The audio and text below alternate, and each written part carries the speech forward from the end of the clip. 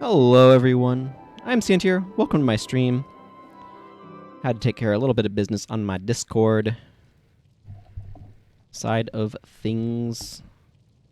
I'd pinned a message that needed to be unpinned because tonight is the last night, well, night for me anyway, is the last night of the, I'll just put my Discord link here, of the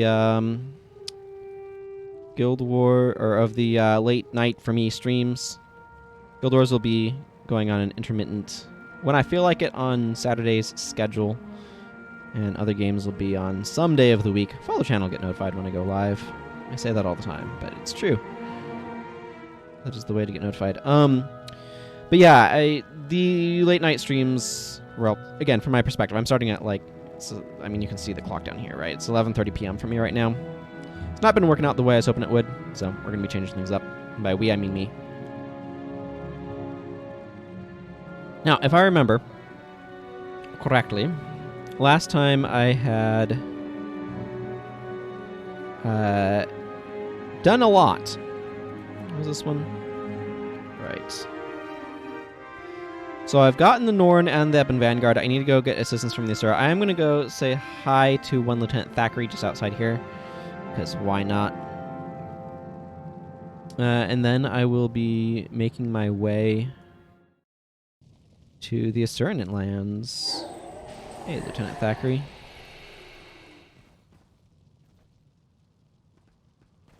I probably need to go talk to some Norn in Olafstead or something, but I already have Umbral Grotto, so I'm going to go that way. I think there's still Norn skills I could be getting. Yeah, because I only have these ones.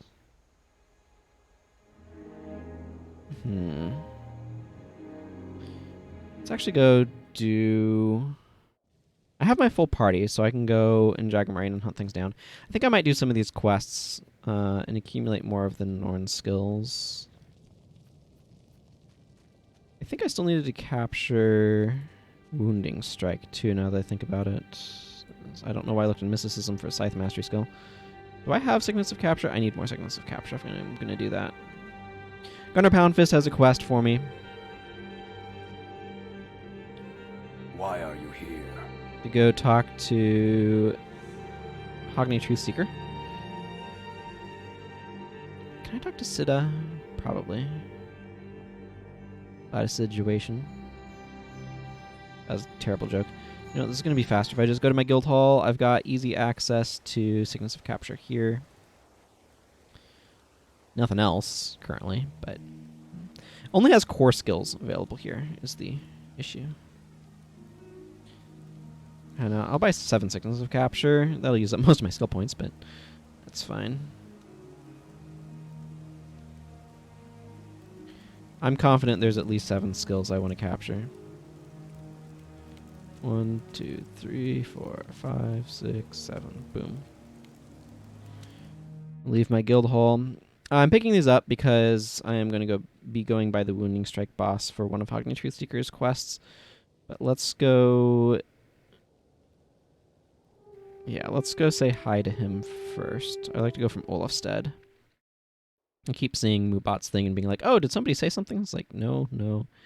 That was talking to me. I don't need to respond to Moobot telling everybody how to find my Discord.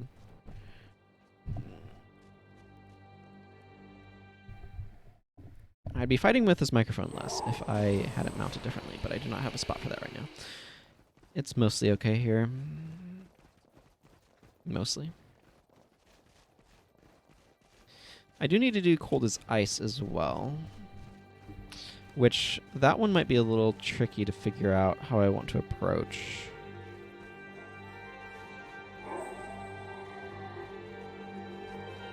I probably want a Asuran scan before I try to do that one. Being able to not get blinded. That's not exactly quite right. Being able to avoid the negative effects of blind are just too valuable when doing Cold as Ice. Because you're going to end up dealing with an issue where the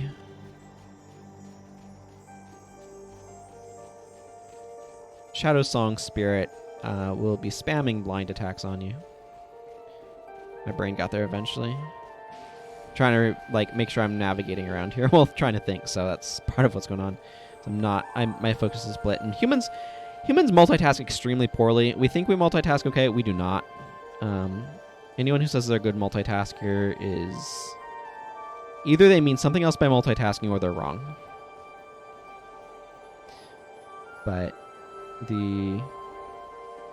like you can kind of multitask if something's on like truly on autopilot. That's the best you can hope for in my experience.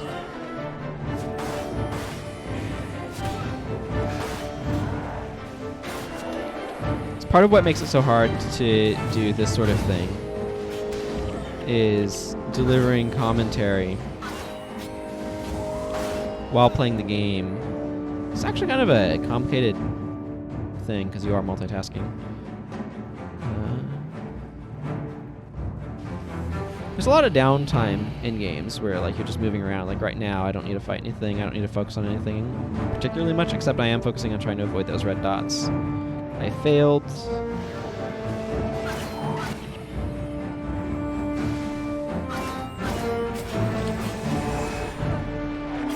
Well, joke's on you. I also have the ability to knock things down.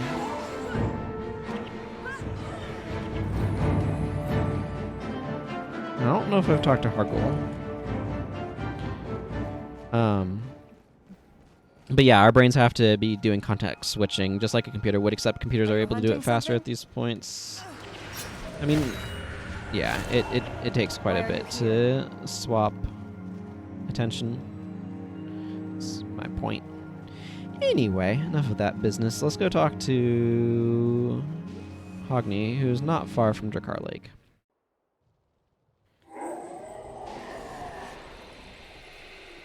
Gefir Yogson. Son of Yog. Yogs? Son of Yogs? No. Yog's son. No, I think that is Son of Yogs. I'm not sure. Hunting something? I'm not sure how it's supposed to work. It's friggin' Are you hunting something? whatever.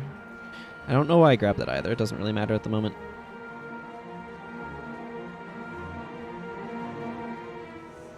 So he's going to give us I am the strongest, which is nice, I guess. Who goes there? Never angry. This gives us the elite skills that I don't care for, but I might as well pick them up.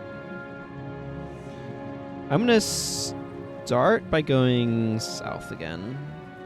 One of them is over here, so I figure I might as well go from up here. Just inside the entrance to Raven's Point. It's a good spot to capture Invoke Lightning if you want Invoke Lightning as a random observation, I guess. I think I'm going to go Gadd's direction first. I would like to, tonight, get Livia. And then make Livia sort of... do I have in my list of available skills for my booster league? I do have Bip, so I can make her a Bipper.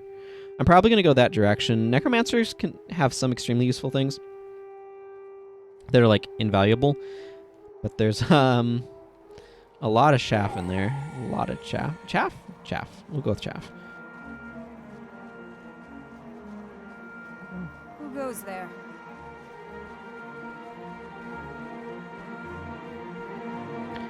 A lot of stuff that don't matter so much in there. That's what I'm saying.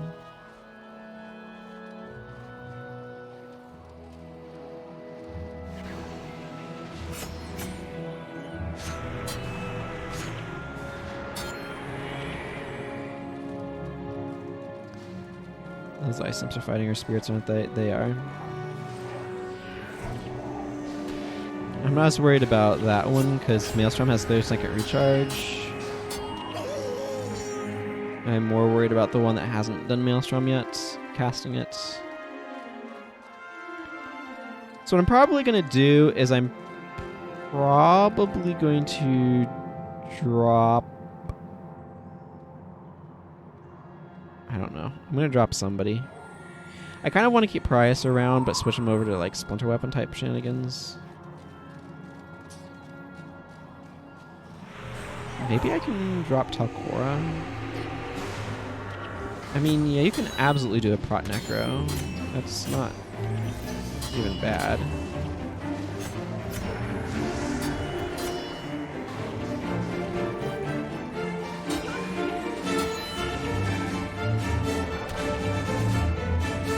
Nope, let's not go aggroing the Ice Imp for no good reason. That would be aggroing the Ice Imp for no good reason, and we don't need that.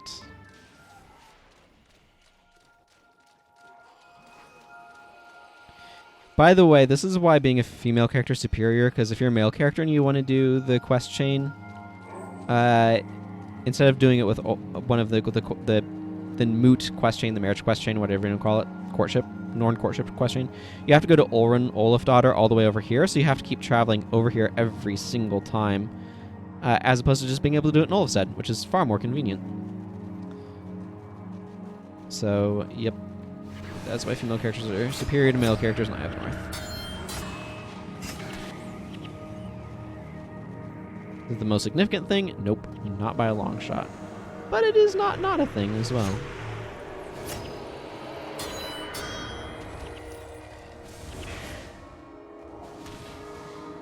I forgot to change Serenia over. I was wanting to move her to Water Trident, I believe.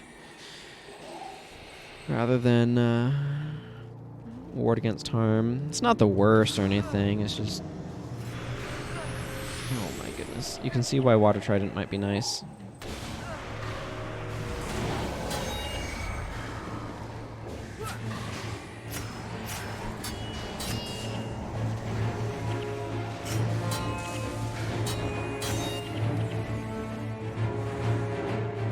You do not need to take the dungeon quest, by the way, to do this one.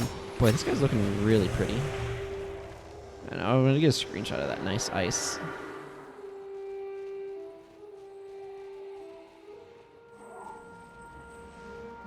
Stefan Fjarsen. He has the double S as well, so maybe that's a thing. Who goes there? Important to be quick on your knockdowns to stop bear form from going off. It's got a 1 second activation. But I don't need him doing it. Okay. And then we'll probably do the one in Jack-O-Rain next? Question mark.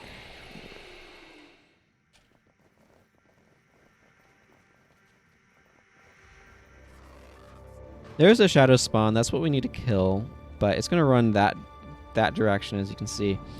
So it's a good idea to kind of be a little patient here. These things are annoying jerks. I hate them. They mind shock you, as you can see.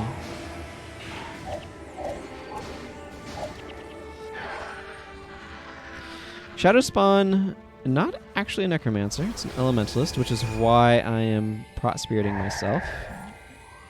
Okay. It has a really mean chain lightning.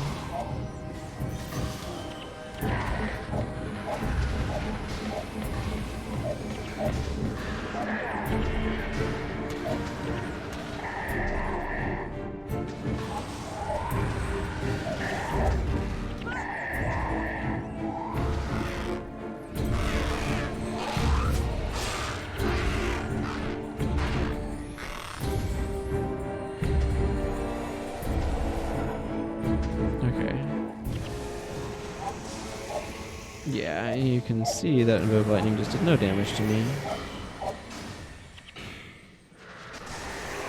There we go. And it's dead. Okay.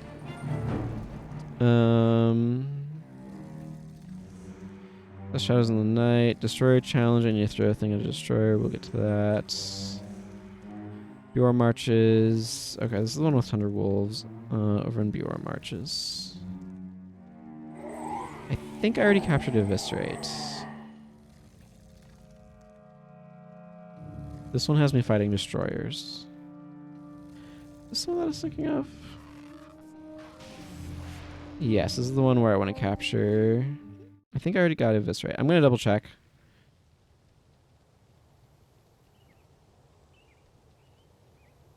Yep, it's right there. Okay, Dervish. I'm going to drop... Actually, I'm going to just rework this skill bar.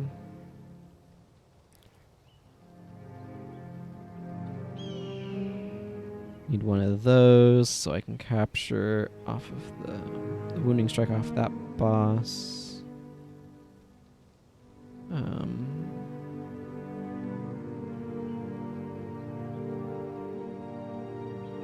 Right, that one I'll turn in when I go visit the dwarves again.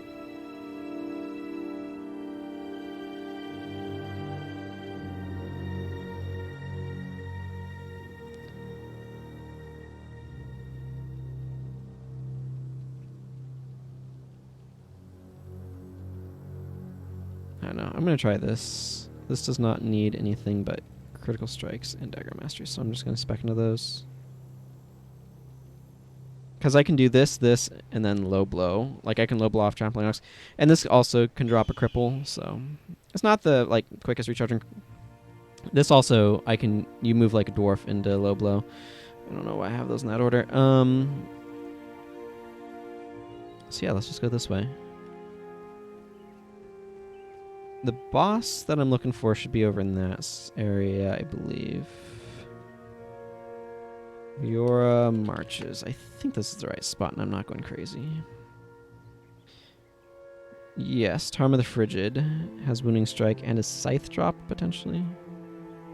And is located kind of up in there. So we're going to go up in there and get our wolves and head on back down. Fight some dudes. Wow, that spawn is really far into the zone. Why are you here? Like, really far. Like, over here? The zone starts over there. I don't know. Seems like a pretty far spawn point to me.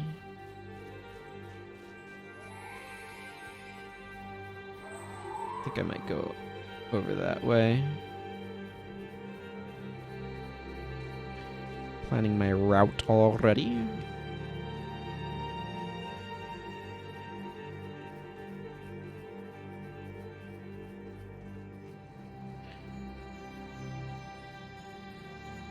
I'm going to bring up the U-map.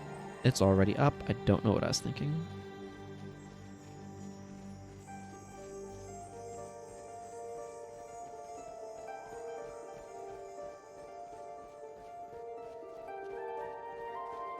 Just enjoying the Shiver Peak tunes.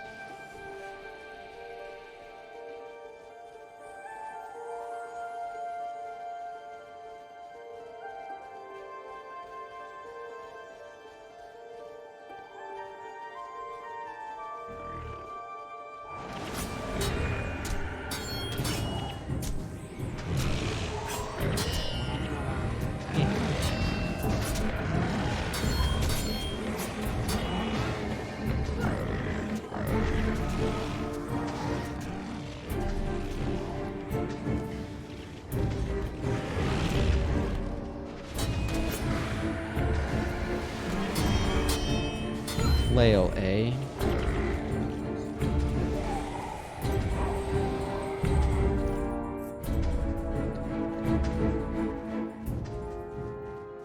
Hundrag Sleepstalker. Sleepstalker sounds like a vampire.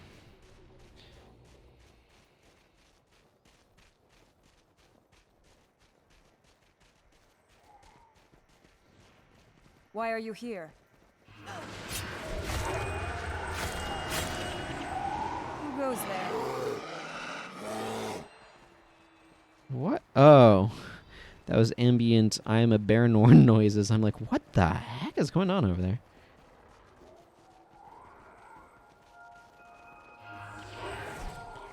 Just knocking this guy down so he leaves me alone.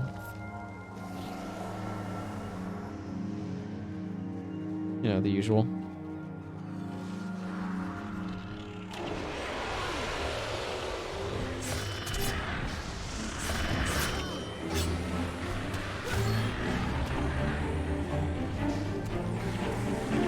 Oh my goodness, this is where, like...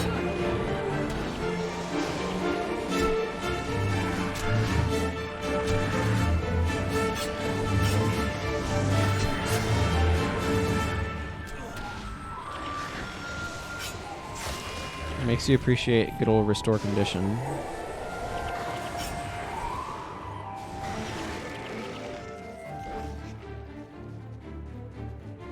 Yeah, I keep missing the knockdown. This, if the target foe is knocked down, it does additional damage and stuff. And I keep missing the knockdown damage.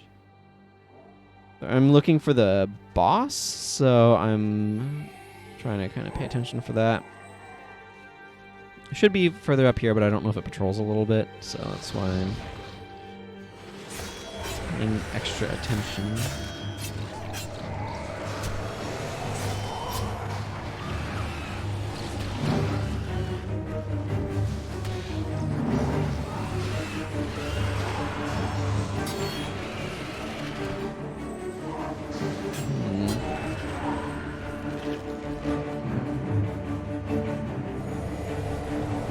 There's the boss I'm looking for. Tama the Frigid, I think it is.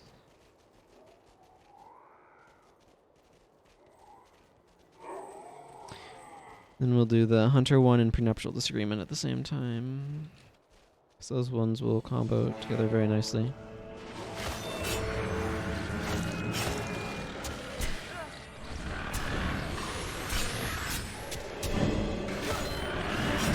Well, I think I might have actually gotten it off properly that time.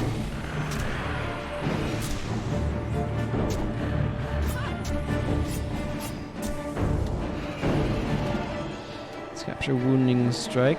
Make sure that's what I get out of all of these skills. Reap Impurity is actually not a bad one for me to be picking up on an assassin because I can use that without having without using a scythe. So I can actually use that on a pair of daggers with, say, Jagged Strike that's spamming bleed everywhere. Kind of an interesting quirk of that skill. There's a couple of skills like that that are melee attacks in Scythe Mastery when you wouldn't expect it. Twin Moon Sweep is another one. Of course, they're always best on Scythe because Scythe can hit multiple things, but, you know, they are technically usable without one. This, on the other hand, is not very usable without a Scythe, nor without Spec, of course.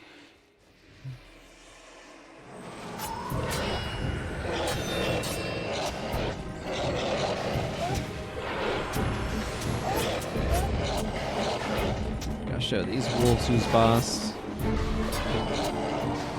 The answer is us, by the way. We're boss. Now that they've been rallied to my cause. Oh, good. I opened my inventory randomly to see if I had a lockpick. I do. I have 3. I didn't see them down there. I was expecting them to be up higher for some reason. I'm gonna swap them in my... What's the thing? Up, broke the lockpick, but at least the axe is not terrible. Fiery. This is. I've seen worse. I could see putting that on cost. Too much information is not the most exciting mod. Fiery could be gotten off of blue, but you know, deal with what you got.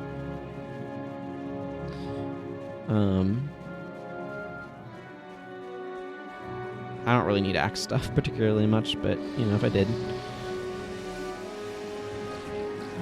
And if I want anything, it's going to be an enchanting axe anyway on this character.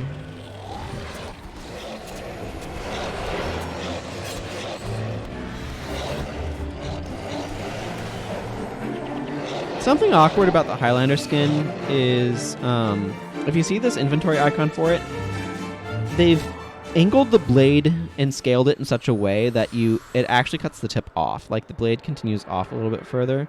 So if you look at what it actually looks like in the hand, it looks like this, right? It actually is not a bad look. But if you look at this icon, the icon looks like it's got a weird jaggy edge to it, and that's just because it's cutting off the icon, like the picture of it in the icon, from being at the edge of the icon. And is not showing the full dimensions of the blade, which made me, when I first saw it, think that it was a kind of an ugly skin rather than a perfectly fine skin, because I thought it ended weirdly, like had this weird line on it. Okay, at this point we're going to have destroyers coming to attack us, so, ooh, I am at Almost 1,000,000. So I'm going to actually switch over to my Stout-Hearted, my dwarf title, because I'd rather have lifesteal than more max HP when fighting these guys. Obviously the max HP would be better for the monks, but whatever. Can't set things on an individual basis like that. That would be... Oh, right. I need to pop that as well.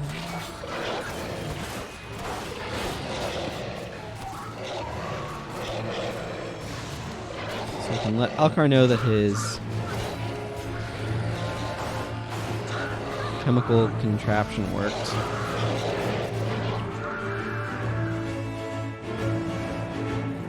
These wolves have a real tendency to get themselves killed because they use Primal Rage, I believe, which is a good way of getting yourself killed. After I fight them, I'll probably talk to Skador, the Swift down there. Was that an eponym? Something like that.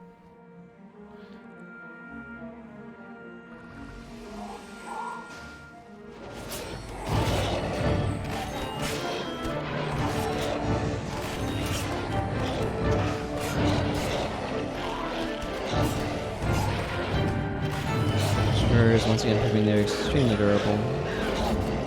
Oh, these guys have Cycle Racks.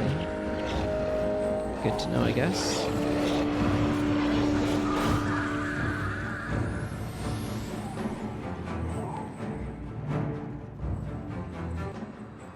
This is 7 and 8 second recharge, so they actually line up really nicely. I really like this combo. This inflicts crippled and then is an offhand attack, so you can use this immediately and get the knockdown, which is very nice.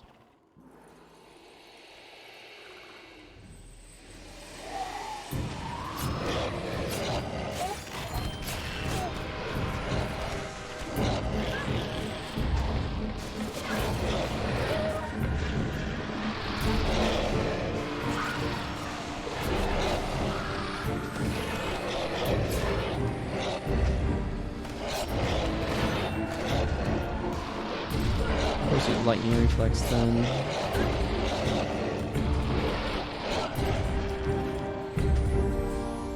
We've got one more wave of destroyers.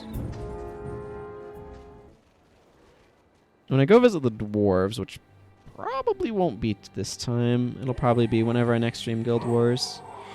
Which, again, I'm not quite sure when that's going to be. It won't be tomorrow, and it won't be the Saturday after, so it might be a couple weeks before I come back to this game, unfortunately. That's probably when I'm going to be doing that.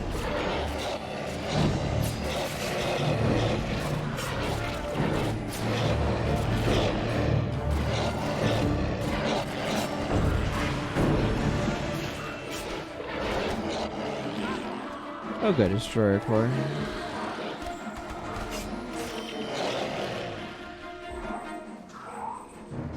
The amount of time I have to stream today is just not enough to do all the things that I'm going to want to necessarily do, so.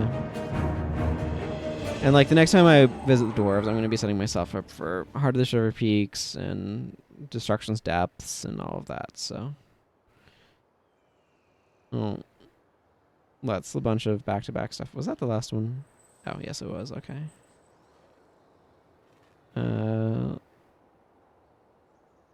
Hunter's Pride. So I've done the Service of Revenge, the story challenge. I can go get those skills off of them. Alcar's Chemical Acid and Great Dwarf Armor plus Black Powder Mine, but those will be later. Okay. Let's go from Safala for this. I also do prenuptial disagreement at the same time here. Let's just double check something.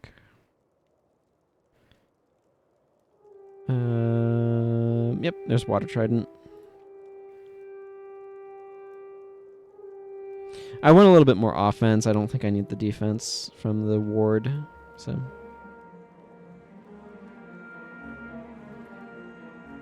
This is proven to be a little tricky to actually make use of, so I'm going to just change things up a little bit. I don't think there's anything I need to capture from Dragon Marine anyway, so I don't need to worry about signals of capture here. Let's see, we're going to be facing... Let's change things up a lot, actually.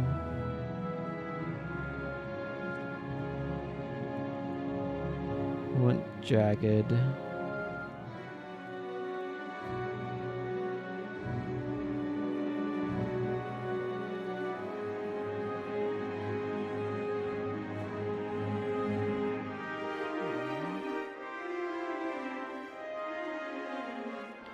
I like Jagged into Exhausting Assault, so I'm gonna put in that combo. Now the one problem that this has right here is its energy is kind of hot garbage.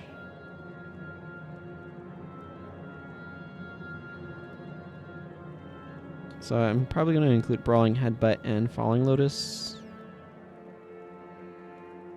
I like Imlad. This bar doesn't have an elite skill on it, I'm noticing. Which is weird, but like, what elite would I want? That's the problem with Assassin. Your elite choices are kind of low. I could see Shadow Theft instead of Imlad.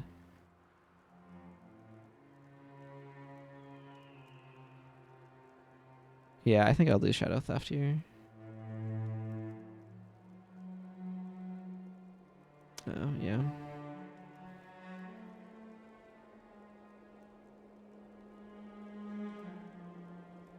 There's Slayer of Nightmares. Oh, it's gonna be a little weird what order they decide to put some of these things in.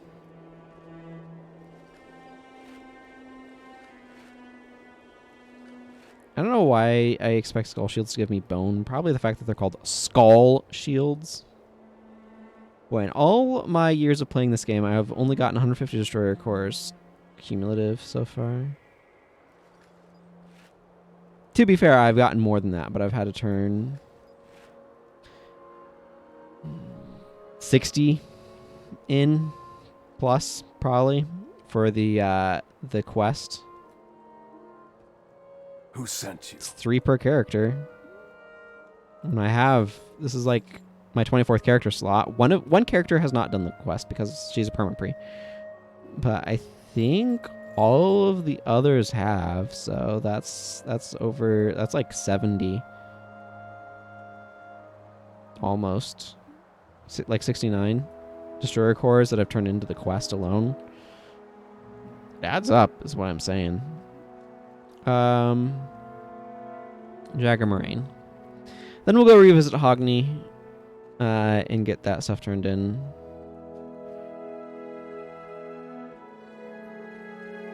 And also do Prenuptial Disagreement and turn that in as well. Probably turn that one in before the ones for Hogni, actually. Just from a positional standpoint.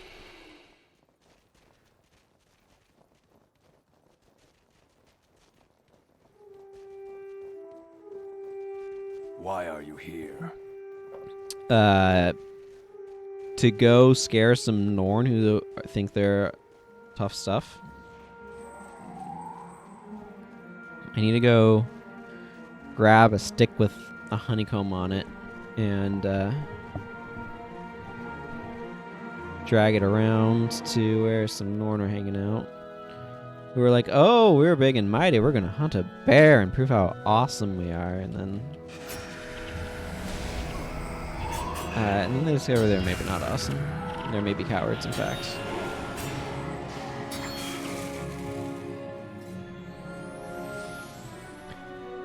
It's allowed me to get 4 energy per critical hit. That nets 8, which is a really nice refill.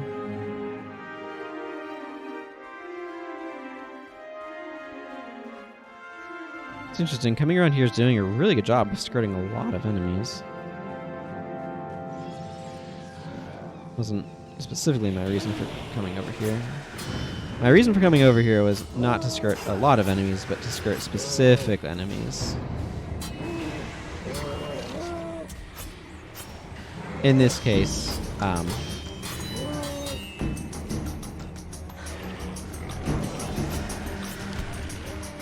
the Pinesoul? I'll find Pinesoul. Mountain Pinesoul.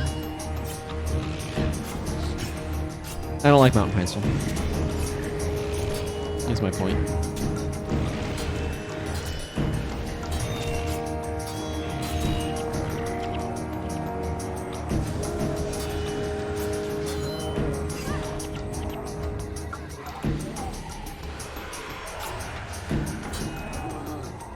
well, that's up. I get 16 energy from that, which is a net of 11, which is very good. It does a lot of damage, too. I am looking forward to having more dwarfs, so this deals more damage. I mean, theoretically, I want to get to rank 5 on all of them, because that'll get maximum damage from all the skills, but what you going to do? You have to get all the way up there. This is a pretty locale.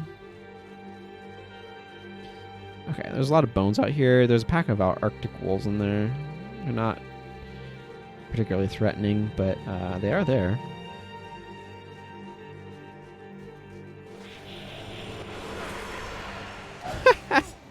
Wow. Don't know I really needed all of the grunts.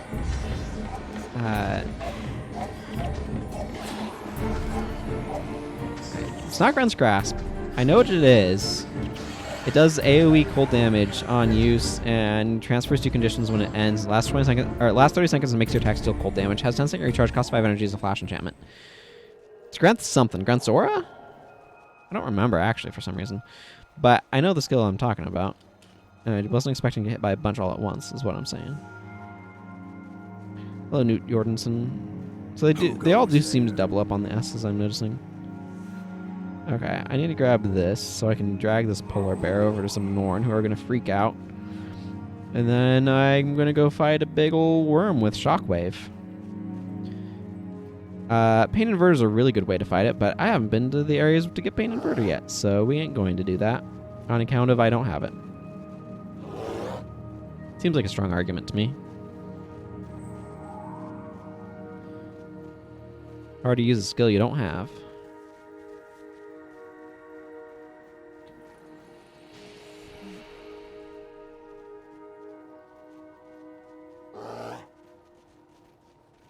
I'm probably going to run into a pop-up group over here if I go over this way, but it's worth the risk? Question mark.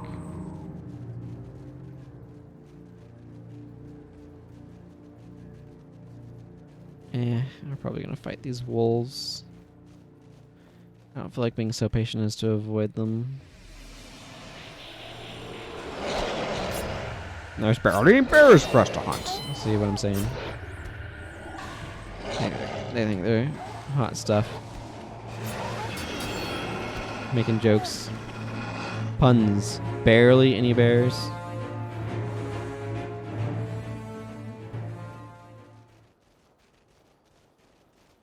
They are claiming to be hot stuff. Sharp with arrows? That sounds like a line from a song. Hi, how do you guys feel about a bear?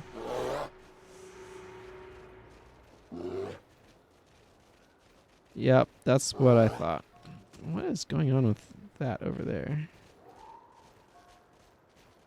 What am I looking at? That feels like it's broken. But it isn't.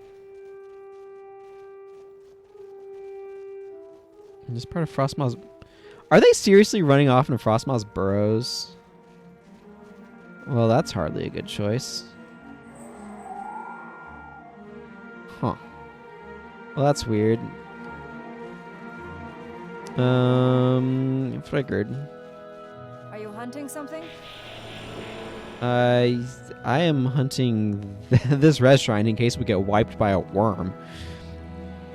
Boss Shockwave has a real good chance to do a lot of damage. Now, Pain Inverter allows it to absolutely wreck itself if it comes into your party in shockwaves.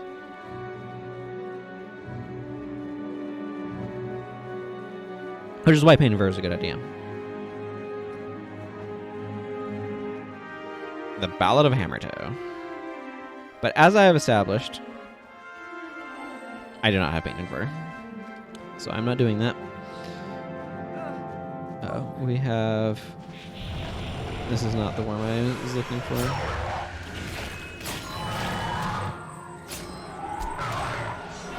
I don't know why I thought that would work. Worms can't be knocked down.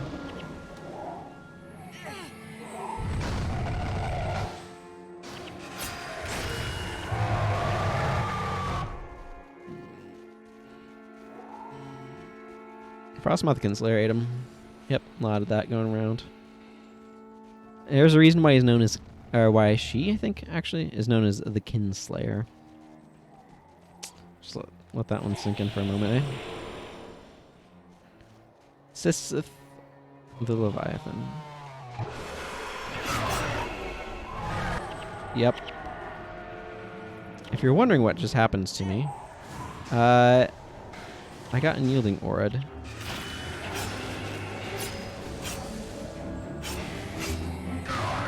I can't knock it down, but I can do some damage to it. There we go. Again, this is a place you can capture Shockwave. Do I keep my lockpick? No, I do not. And I got a purple fire staff, which, you know, not really what we're looking for here. What's going on with these guys?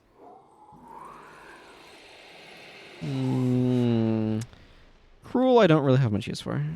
This is a giant hole to the other side of the world, by the way. Potentially, maybe. Okay, I need to go tell Olaf that I broke his heart.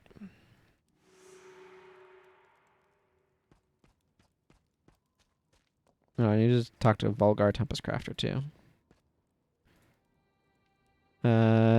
You mistake the pendant in Devarja Fells, Left Sea, yeah. Hey, Olaf. Never anger a You're all weakenings. What? You have defeated the Leviathan? My wife's murderer? This cannot be! An outrage! That task was ours! Because of your insatiable bloodthirst, your reputation eclipses mine. Now I am doomed to a life of shame and loneliness. I cannot be seen with you, much less marry you. Leave my sight so I may wallow in misery. And to think, I wanted you to mother our many, many, many children.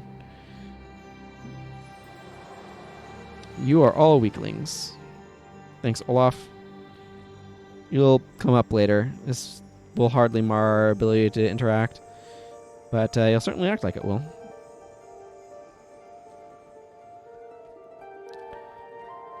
Gallman Merchant. Who goes there? Ooh. Exactly 200 gold. Isn't that fun? Where is my earth? Where I store my grails of might. Ooh. 111. Or 111st. Makes me think of Bilbo Baggins.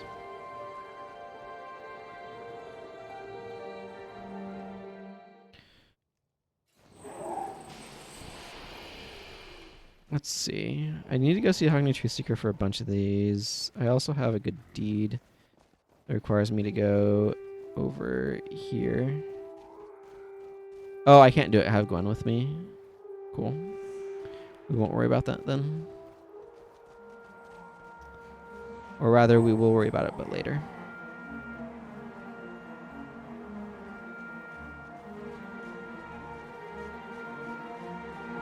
That's fine. Never anger a Norn. Was not exactly planning on doing it, so I'm okay with not doing it yet.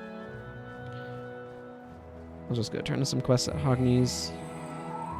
That'll be +3.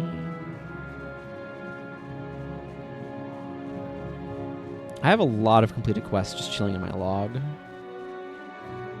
Yeah, that'll bring me up to 11. So the only one I'll be missing is I Am Unstoppable from Cold as Ice, which, as we have established, I kind of want to get a certain scan before I do that one.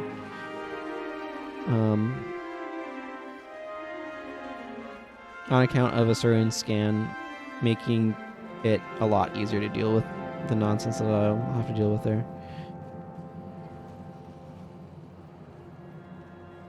It'll also help me degen out the thing. I might try to bring a bar capable of doing a lot of conditions, because that might be a good idea.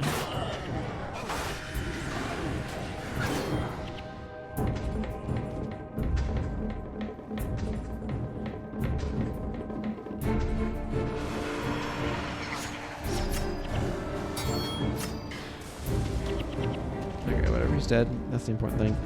Helming Baldbrow. I would like Who to goes there? have a fight.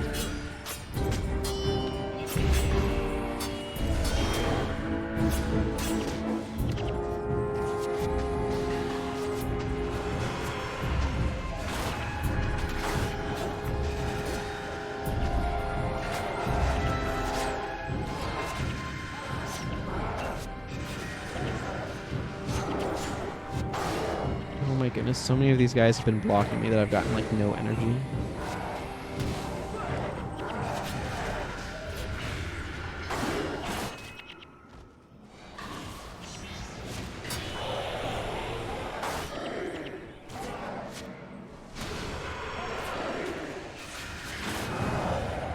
Are we done? Have we killed them all? Have we killed every centaur in this map? No. No, we have not. That's okay. We do not need to.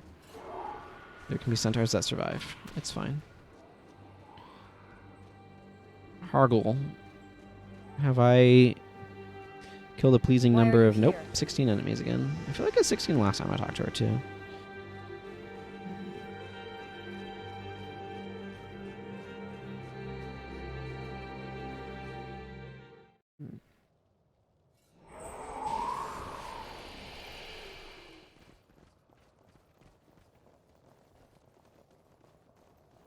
This assassin will now officially have some skills that my main assassin, I guess you could say, does not, because I've done these quests, I believe, on her, but I have yet to turn them in.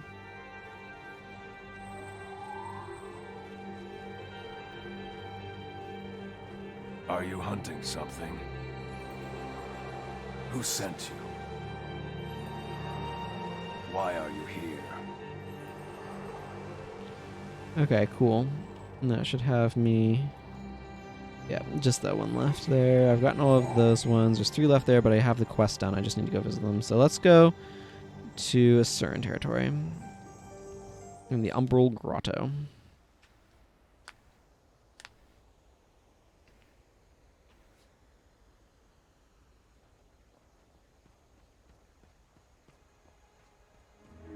Yeah. Oh, I do need to be picking up a new ID kit. Don't I? Let's get through to Vlox's Falls.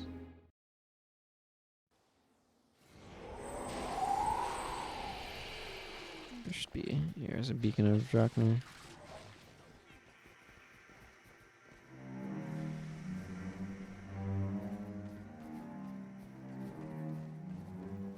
Draknar backwards is Rancord. It's like Rancor with a D on the end. What am I looking at here? Albino rat? Why do we have an albino rat aggroed to us?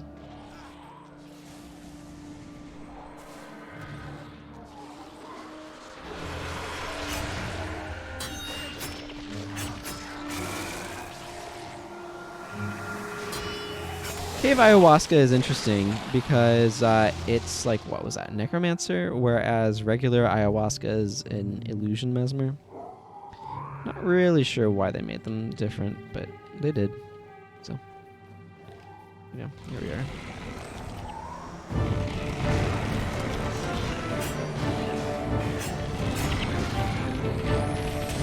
I'm not sure which ward this is, but it appears not to be against melee. I am grateful about.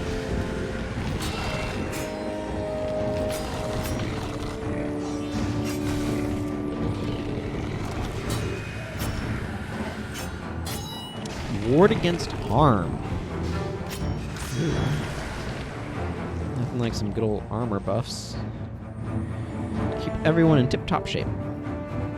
Also, I don't think I needed to fight those. I think I need to go this way. Yeah, there's the portal to Vlox's Falls.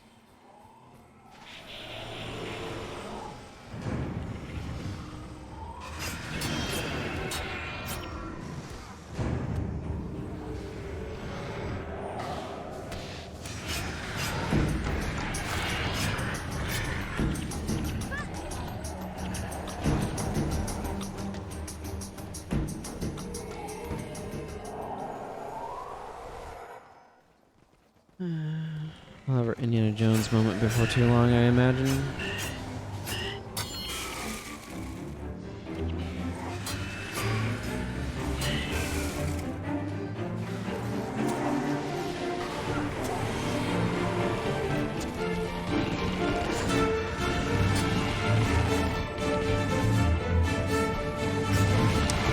surge, that would do it.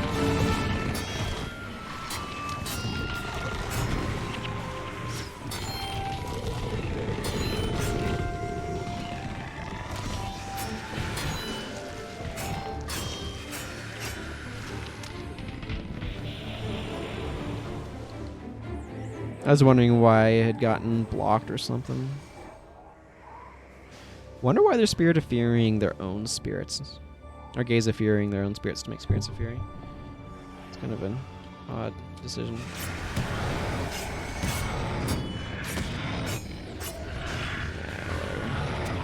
Hopefully that's a little bit better.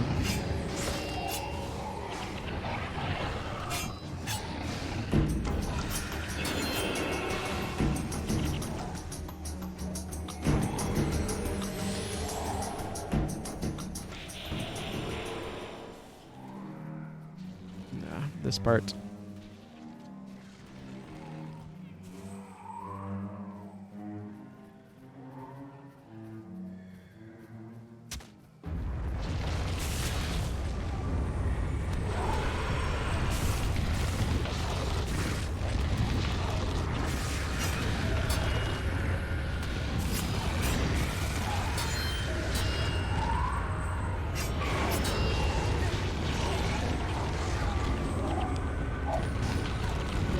The primary danger is gone. That of being run over by a boulder.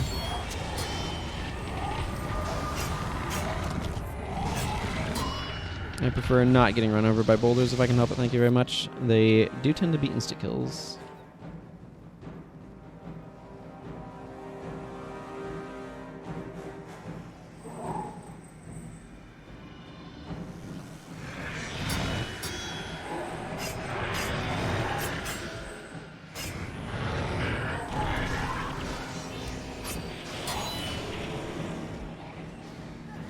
I need to remember that I can Death Blossom after using that. I'm somewhat failing to do so. We're almost to Lox's Falls.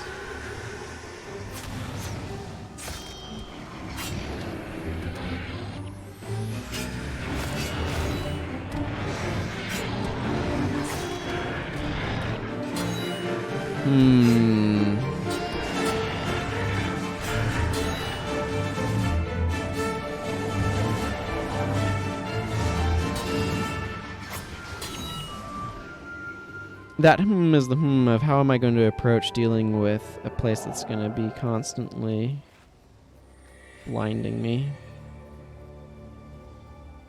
Because I do want to go to Gadd's Encampment, which requires going... Technically, you can go another way, but Shards of Ore is the most straightforward path. Technically, you can go through the heart of the Sugar Peaks, but...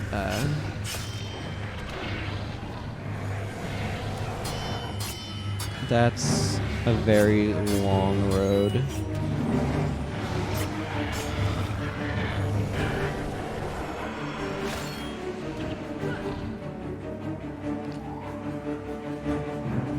As you may tell from my general reaction, not one I particularly desire to take. It is, in fact, quite lengthy. There's two Beacon of Drachners right next to each other here that I probably want to be making use of.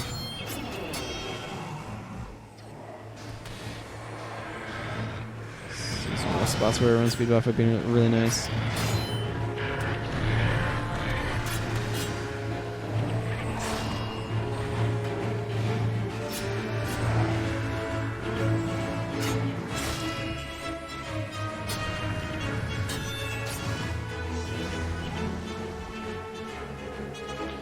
So there's a Beacon of Drachner over here, and there's a Beacon of Drachner over that way, I believe, as well. I'm going to hit up both, because I would like to double up on my Beacon of Drachner rewards.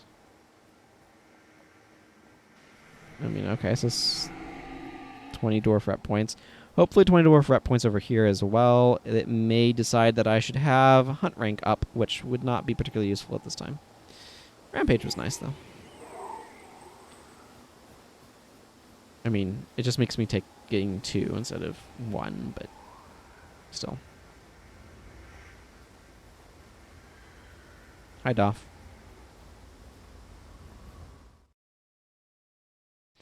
These are going to hatch third. Genius operated. Living Enchanted Manifestation Project. Plans. The Golem Project.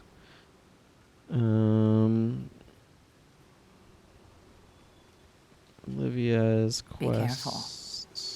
Plaques. I'm busy. Hang on. Lonk. Let me think.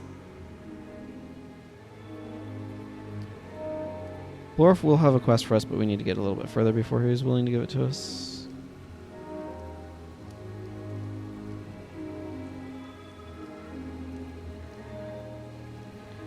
I don't suppose you have a rare scroll trader around here. You do have a rare scroll trader around here. Well, what do you know?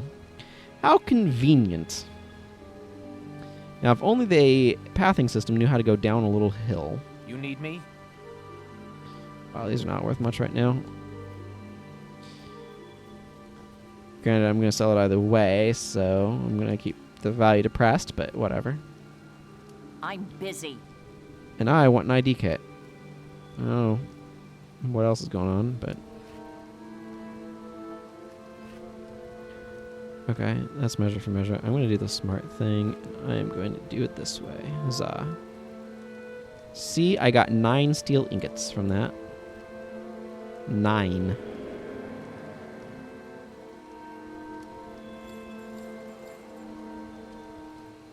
Which is very good in my book. Okay.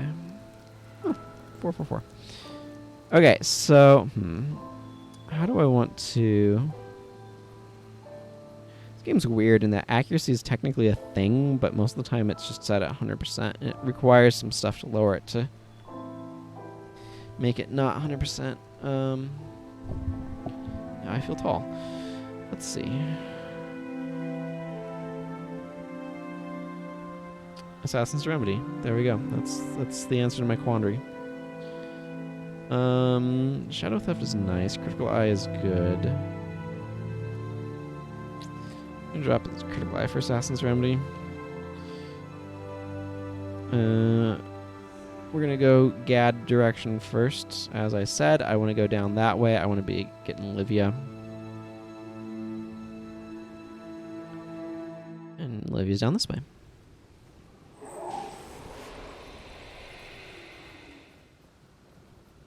Which is also Here why I comes want trouble. Assassin's Remedy. Because I'm going to be dealing with a bunch of skeletons that spam blind, and I'd like to be able to deal with them.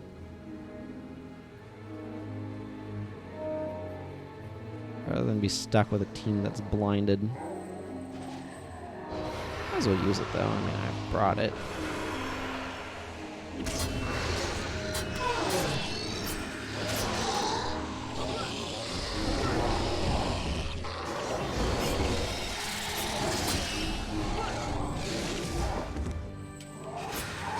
I think it lasts until it's been used. So I've definitely used more than 9 attack skills in that frame of time, I think. And I have to imagine. Crater Chronos also do like to blind you, so that is something to note.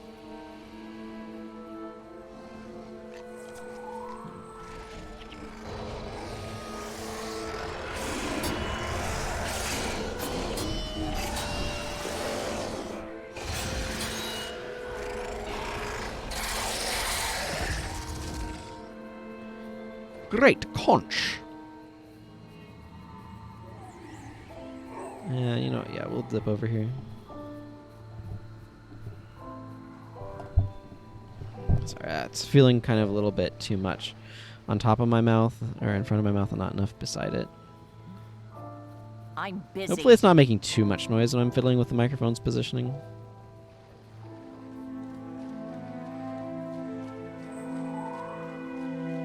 I'm just trying to make sure I'm comfortable.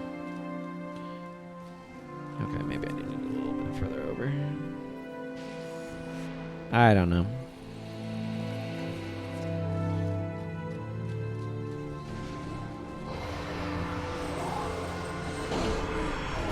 Yeah, there's a blinding surge. Which is one Arcanos can't really use it to the degree that's necessary to make things an actual problem for me. It requires a few more dudes than that. Oh, 11 attacks.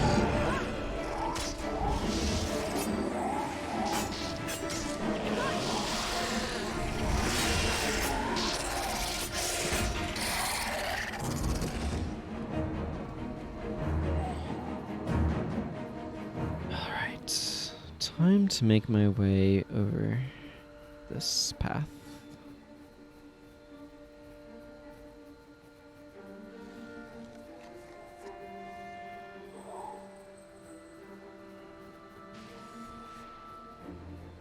Flannis Broadwing. I'd prefer not to fight Flannis Broadwing if I can help it.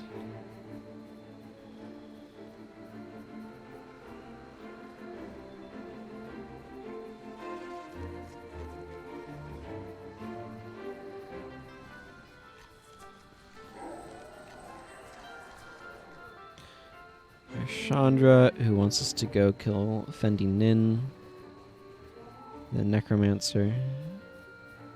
I'm very pleased with my dodging skills there, actually.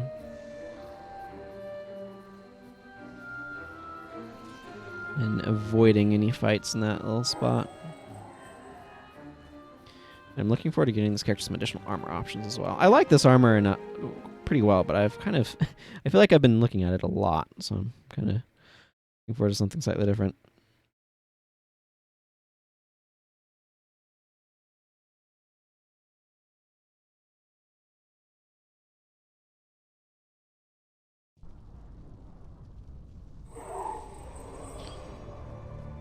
Beacon of Draknar.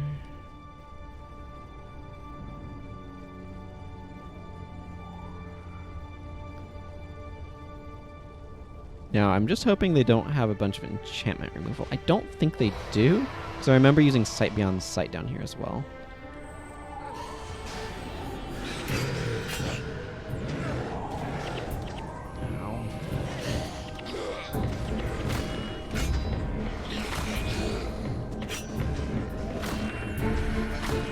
This affect attack skills.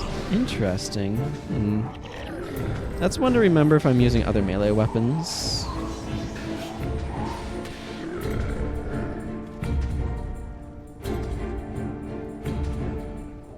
Because just generally being able to remove conditions on attack skills is actually quite useful.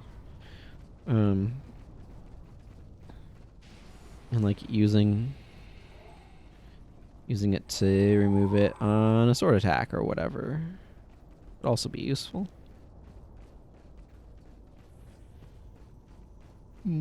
Or Malicious Strike or something like that. I think we're gonna fight this group. And being able to use it to get rid of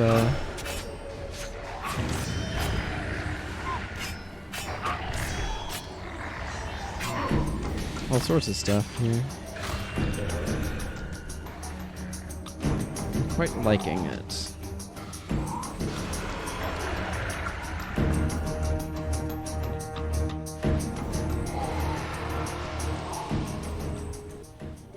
I'm not a big fan of these enchanted weapons, just from the standpoint that they have a lot of armor. So they're kind of pains to kill with physical attacks. Although this is an assassin, so that means I do get a lot of bonus damage against armor.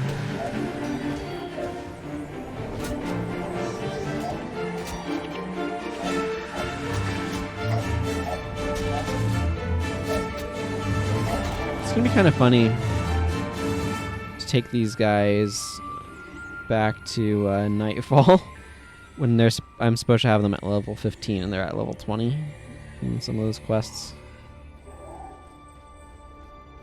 Yep. This is an area too where you have to be a little careful because it's very easy to get overwhelmed.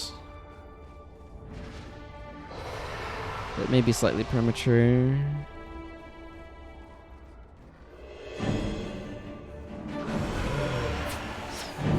Oh my goodness, what is that nonsense?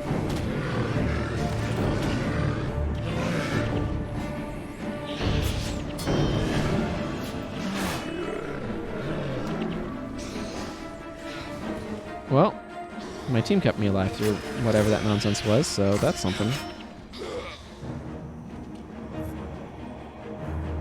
And took all the enemies out, so that's something else too. Priests are typically a fairly high priority target.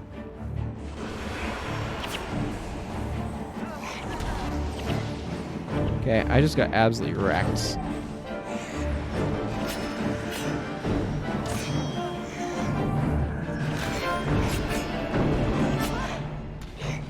I appreciate that they have the shock aftershock combo.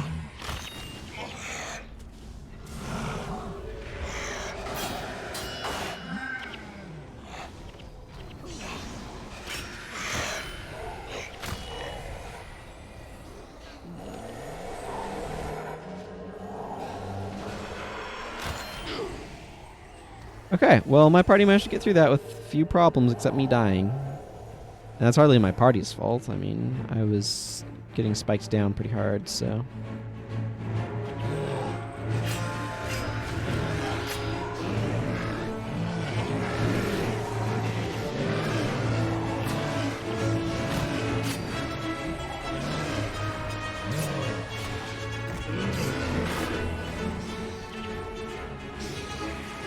Always nice when enemies are dying simultaneously like that. Hi, Beacon O'Drockner. I would like to visit you. Yes, thank you for asking.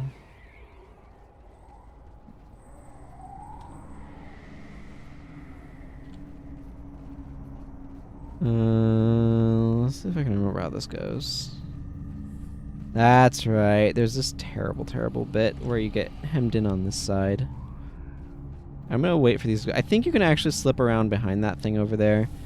But I don't know that the AI knows that, so I'm just going to be patient.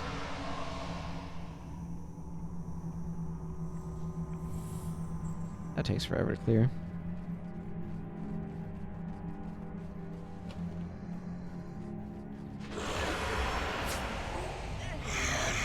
Okay, this is the part where I need to get out of dodge. Oh my goodness. So much eruption spam. Do you have anything better to do than cast eruption?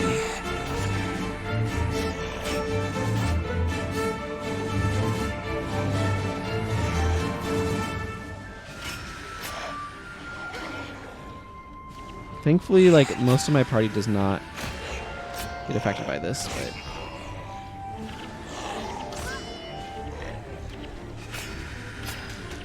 There, I stopped in Aftershock. I feel special.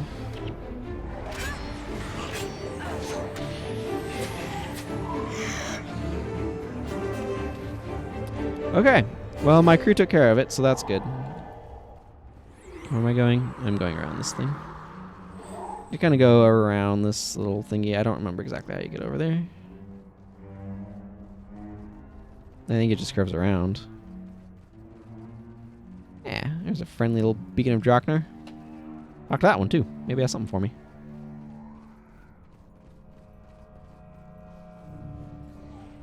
Maybe I don't fight that group. I like that plan. I like the plan of not fighting that group. This water feels a little far away, but I kind of also want to make sure it's far enough away that I don't bump it. Kind of a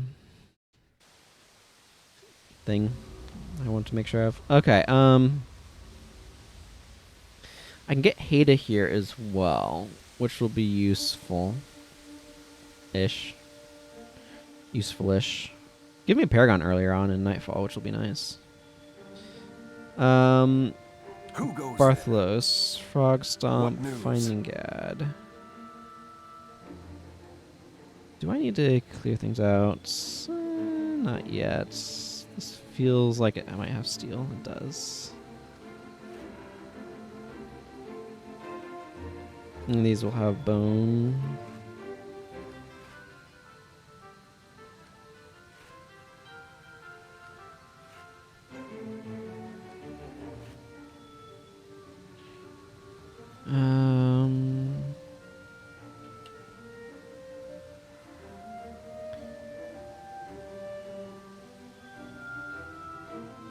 Okay, yeah, Streamlight chest is over here. I just got it lost in the midst of all of the henchmen. Which, can you really blame me? There's a lot of henchman nameplates over there. It's interesting too. I have the North has some of the more interesting henchman builds, but obviously I'm not really using them much right now on this character. On account of heroes. Are you still here? Don't know why you would have thought I went anywhere, but yes, I am still here.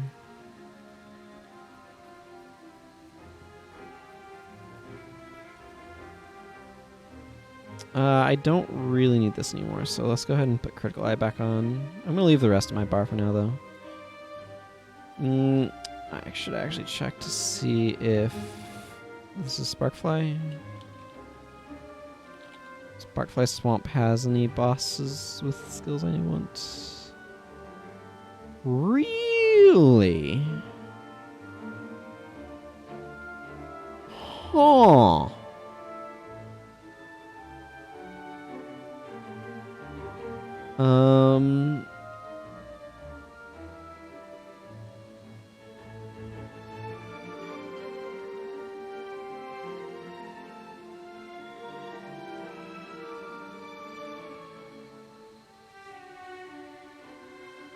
Huh.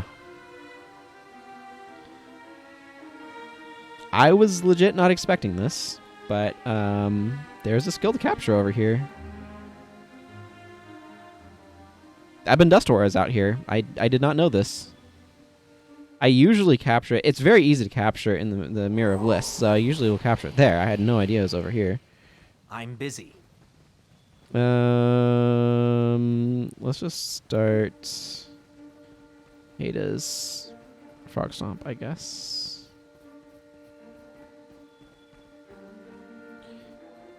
Go snag this boss and then head over to Finding Gadd and the Bloodstone caves. Actually, no. We'll do this branch with Frog Stomp and capturing this skill. But because I want to avoid going into the dungeon mission thing with it's kind of a blend with 7 skills, I will in fact rezone.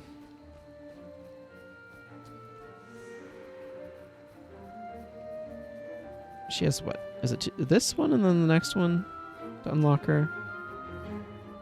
It's been a while.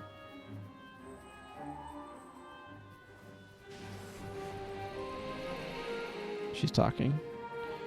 I'm gonna fight some frogs.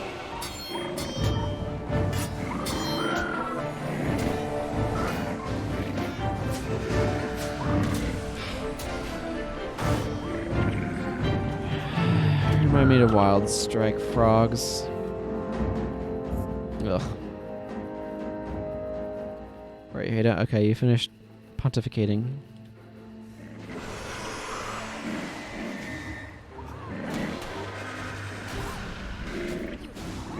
You know what? I'll let my backline worry about those warriors. I'm gonna...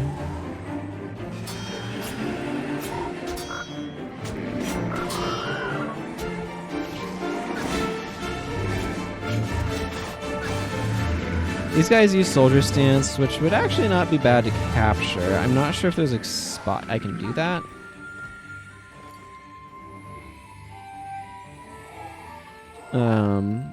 Soldier Stance is very nice.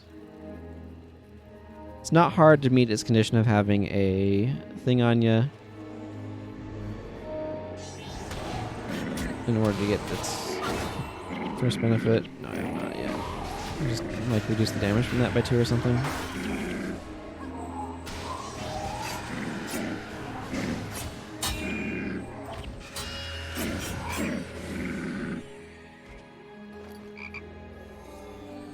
Great. I enjoy the music in this game, but I have to admit, there is something that I find a little bit more impressive about games that manage to have a successful, like, ambient audioscape that means that you don't even really miss music.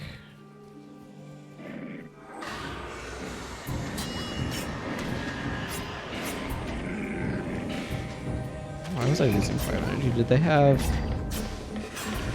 probably had the thing on me.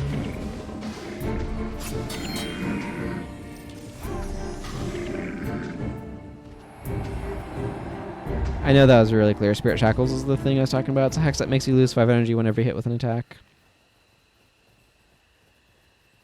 It's the most logical thing I could think of. Energy tap maybe is an option as well. Usually you're going to be getting 6 off of that, though, if you have any sort of investment in inspiration. So, I don't know.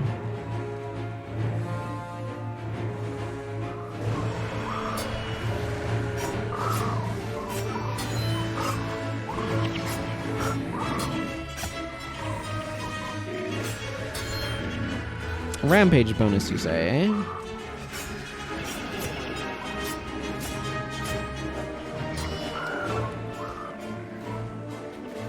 Daedalon got wrecked by probably arrows from above spam, if I had to guess.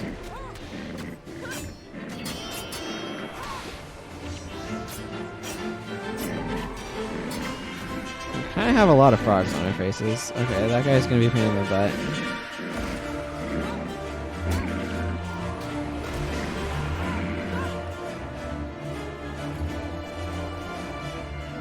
That is not the U map. She wants Bartholos to give her a chance to prove herself, eh?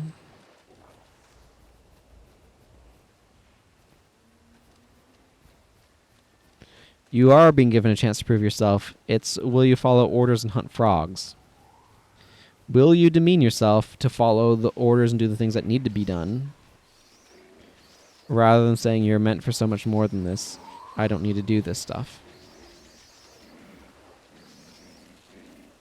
Easy to say, much harder to follow through on. I wouldn't be too excited about being told I needed to go hunt frogs either. I mean, I guess I am.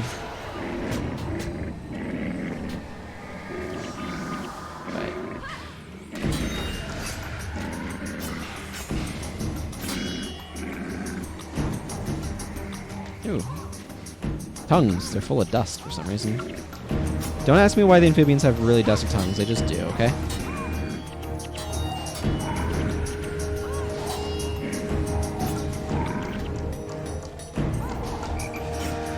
The fact that Soldier's stance has a high block makes it absolutely brutal. And by the way, I really like Courageous with Saedra. Hold Saedra's ashes for 300 seconds. While you hold her ashes, you gain the plus 30 maximum energy. When you drop her ashes, all party members are healed for 200 health. I think it's really cool that, like, that's an environmental effect out here. It would have been really neat if they added Courageous with Saedra as a skill, though. Like, some sort of skill that you could acquire by picking up her ashes. That would have been neat. Let's see. So I need to figure out exactly where this boss is. It's more on this side.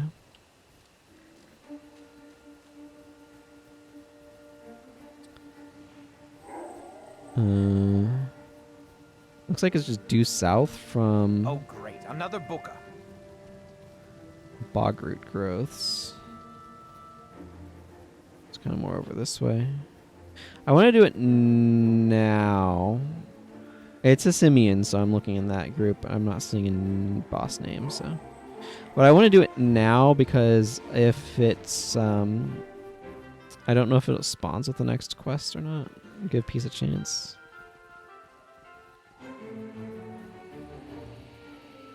Some raptors. More frogs. Because Give Peace a chance is right in this area.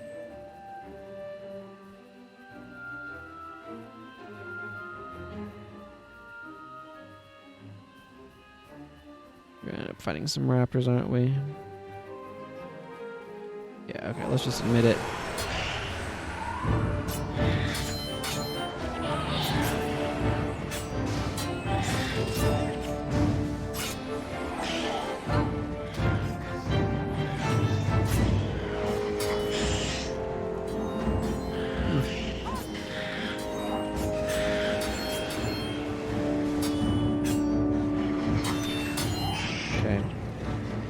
Really wanting to fight this particular simming group, but I guess I'm going to.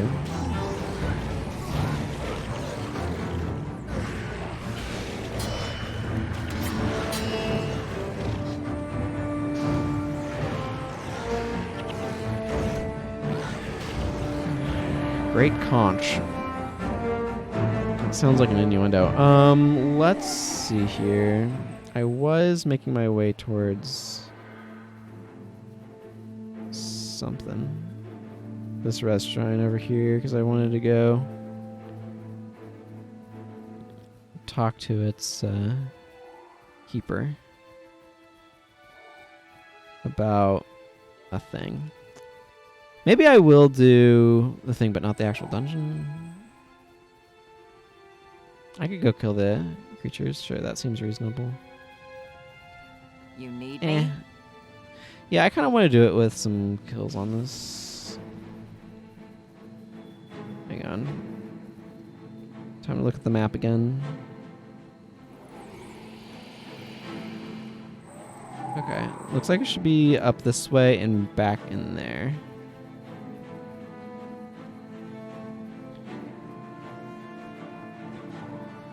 Kind of more in the direction of those red hand simians. Yep, there it is. Bryn Earthporter.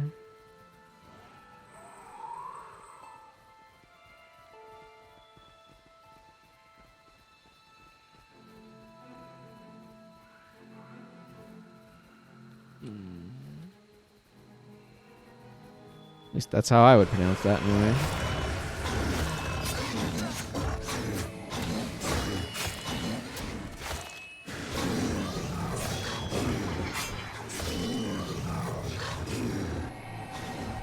And behold, the reason why I want Ebon daggers. I don't know how much I'm going to use the skill mind, but yeah, because see, I got 100 rep points for killing him. I'd get 50 with fewer kills, so I want to go and advance stuff a little bit. And I have Ebon daggers, actually, for what it's worth. They're just utter trash tier daggers that I want to replace with actual real daggers. But I want an enchanting mod for them and all that sort of stuff, so it's a little bit before that's going to happen.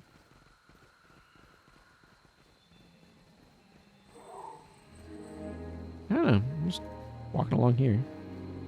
It's not a spot I commonly come to. But it's going to get me over where I need to go. Kind of a weird roundabout way, but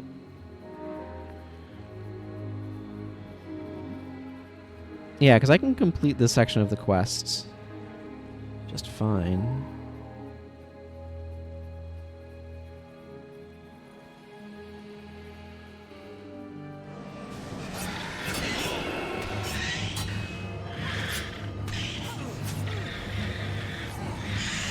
Did that do anything? No, not really.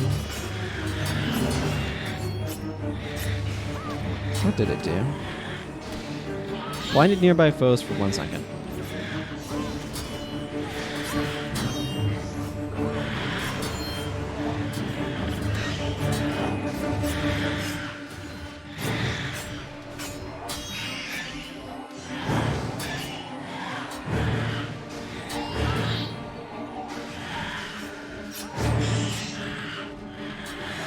I mean, 1 second of blind's not the worst. Not great, but you know, it's not the worst. 75 enemies slain is good. I would prefer something with an energy channel, but like, oh, I don't know, hunt rank up. Hint, hint, game.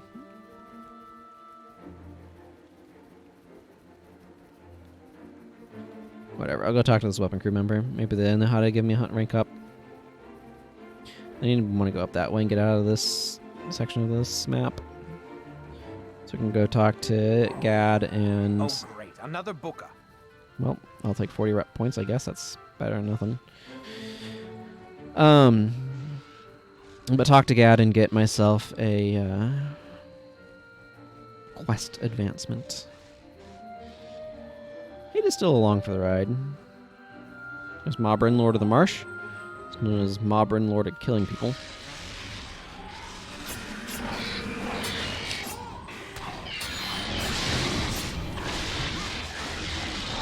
At least that's my experience with them.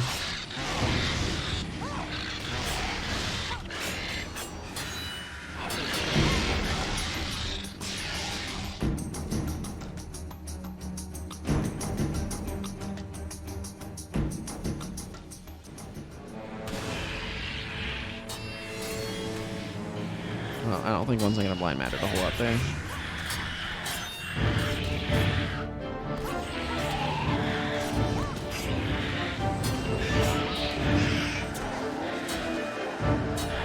Okay, well, something went off that just absolutely cleared out the supply of raptors. And I am here for that. I'm also here for stealing Modburn's attribute points. I don't know why I thought that would do anything. He does have an elite. It just happens to be Crippling Slash, which I already possess, so... Also, I'm Slash Dervish, which means I can't really capture anything from him right now anyway, even if I had wanted to. And I believe it's Devastating Hammer for the guys we're about to fight for Gadd. It's that or it's Backbreaker, but I have both of those already.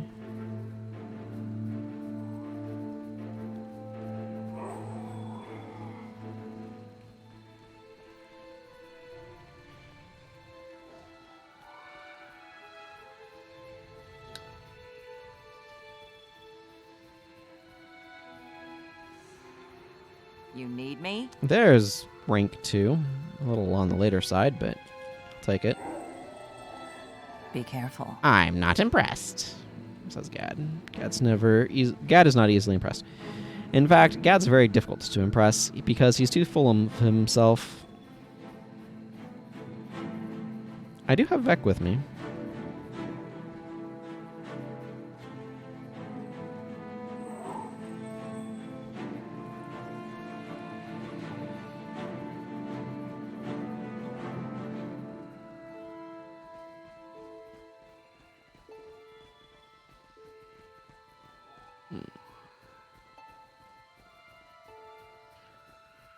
There, the inscribed Etten has spawned.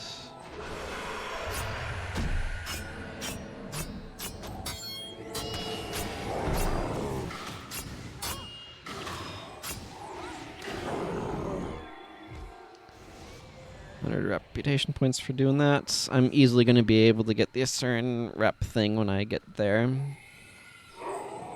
I am not there yet, obs. But, you know, when I do get there, I'll easily be able to get it. Probably get a Rata Sum today, I imagine. This dungeon doesn't, or this, whatever. The things here do not take that long. I shouldn't be able to get there.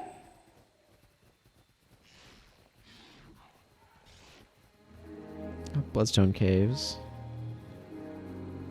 What I'm looking for. The concept. Am I going to want holy damage down there? I think just for the one floor, so I'm not going to bother.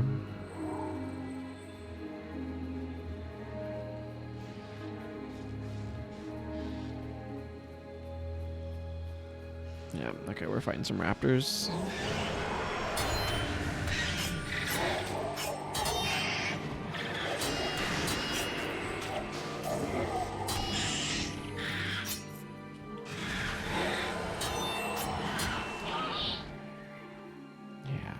I would like slightly more enchantment removal, which I might be able to get on a Necro, actually, now that I think about it. Also, I'm noticing I don't have any enchantment removal on Daedalon, which may be something I want to change, but we'll worry about that later.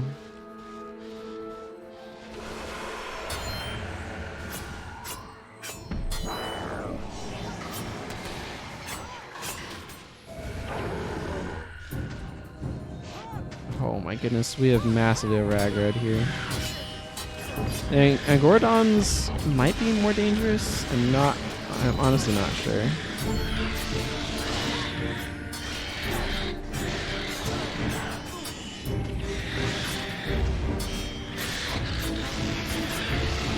Twisting Jaws is really deadly.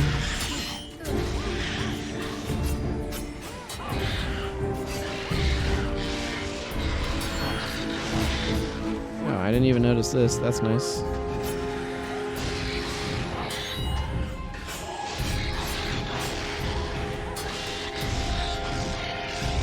Okay, do we have favor right now?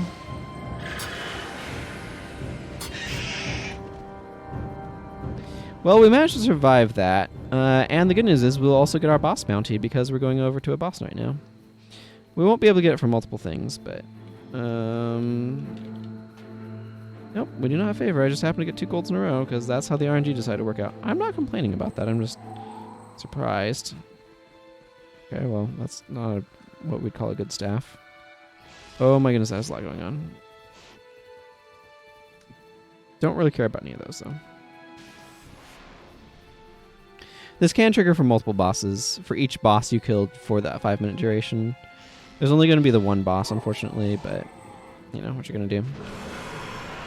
I guess having that many enemies to fight isn't bad when you are...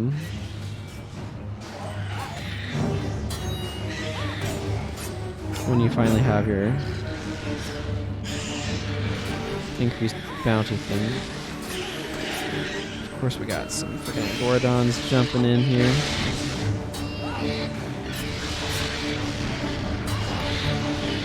Spamming through this explosion.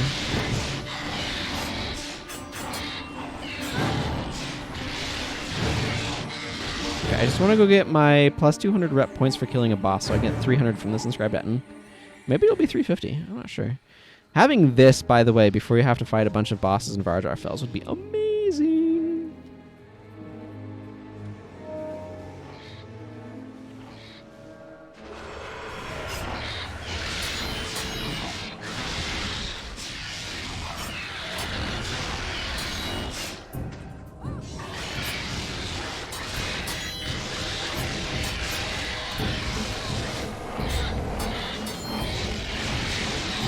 So hard.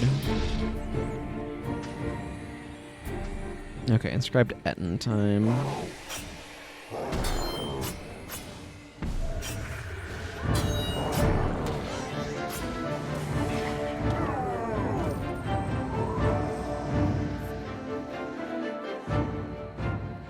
Okay. That's Renifin. Yep, I got 150 rep points base for that, so I got a bonus 200, so I got a lot of Asuran rep.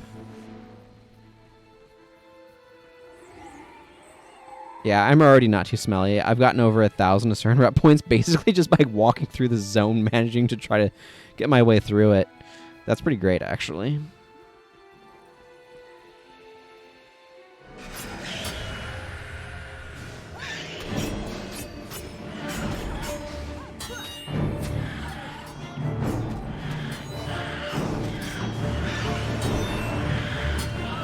I think I just have the one Shatter enchantment. Yeah, wow, I don't have very much enchantment removal at all.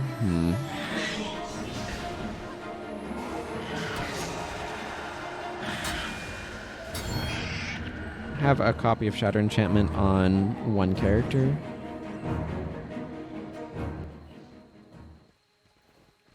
Kinda need a little bit more than that.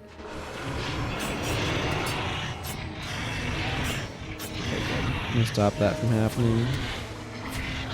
Oh, those guys can't be knocked down. Cool. This is one of those spots where I need more enchantment removal than I've got. Ow. I have 55 damage.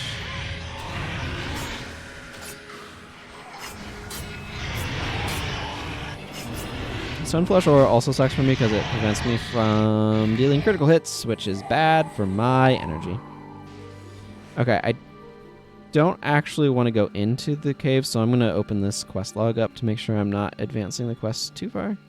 Weapon crew members telling me to go to Rata Sum and get the thing, but I already talked to that one. That's where I got that guy. But I cannot currently do that, so...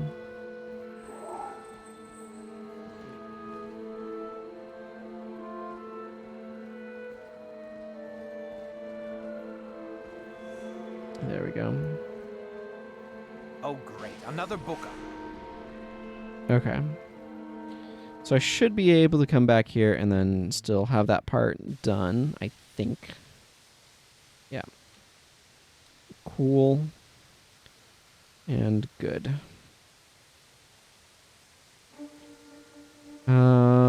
I should check to see if there's anything I want to capture in the Bloodstone Caves.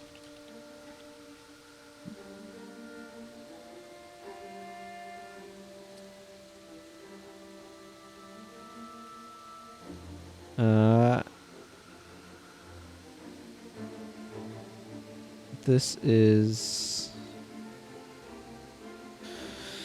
probably not.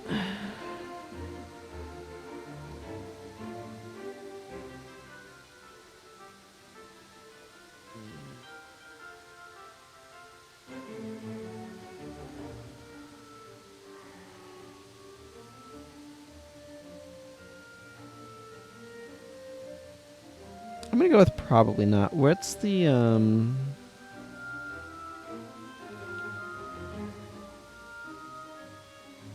Finding Gadd. Finding the Bloodstone, that's the name of the thing. Feast of Corruption off of the final boss, but you can't get it because it ends as soon as... And then the Devastating Hammer. Okay, so there's nothing to capture in here. Cool, that's what I wanted to confirm. My suspicions are accurate. There is, in fact, nothing to capture. Part of me wants to bring Lift Enchantment just to deal with raptors, but I don't think that's what's going on now.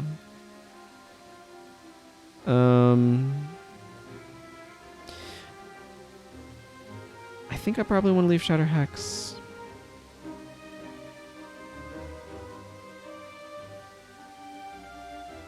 I could see swapping Power Drain over.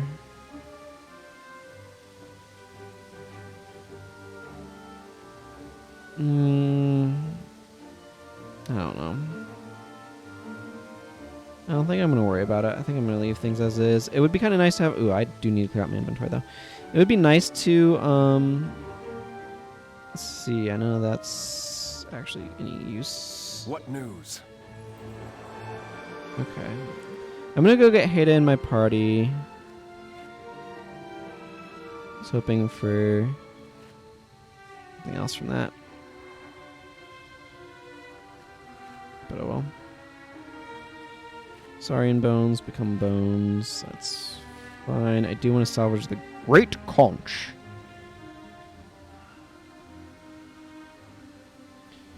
It's more tanned hide than I need is the issue. Cloth I definitely want to make sure I'm collecting though. Tanned hide I'm just going to merchant off because I do not need it. Okay, Andalar. Report in. Give me a salvage kit, because I need to salvage a Great Conch. Oh, and this tongue, because tongues also contain glittering dust for some reason. Don't look at me, I don't know why.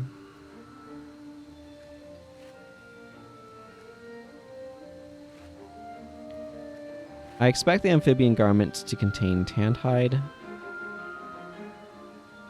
Are you still here? I am... Yes. Yes. Thank you. Okay. Let's go get Hayda. She wants to give Peace a chance. It's not going to work out the way she wants it to, but, you know, we'll give her a shot. This guy is going to tell me to go visit Lexx and Rata Sum. I know.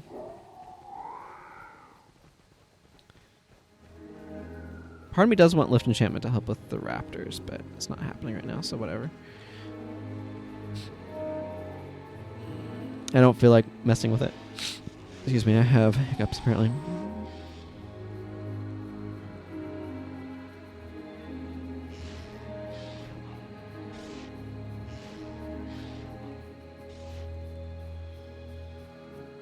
Okay, I hate it.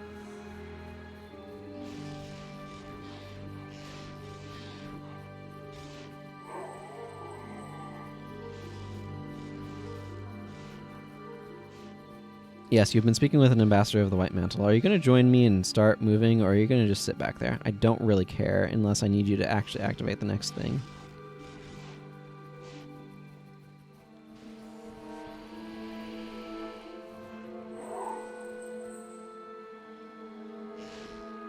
Okay. It's possible to go through this area without fighting anything if you have good positioning, but we are fighting some Ferotherax, so... That's fun.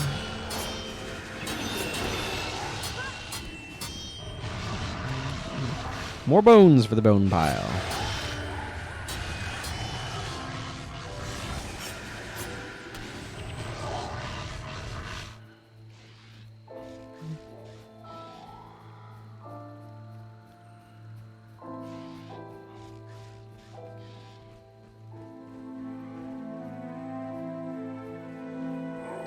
Some raptors.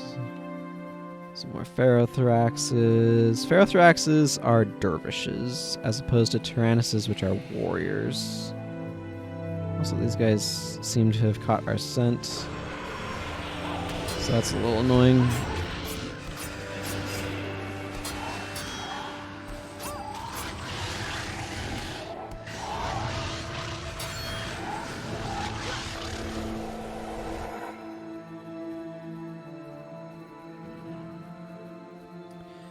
Now, hopefully it's mostly just a long walk to these guys.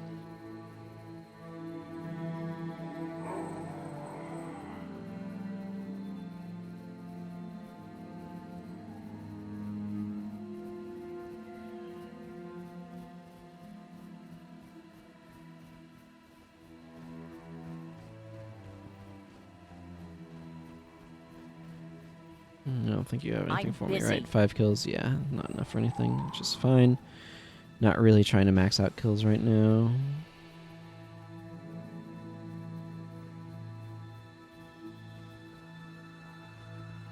If I have to pick between the monkeys and the raptors, and I don't think I do, I'd rather fight the monkeys. Because raptors use blocking critical defenses.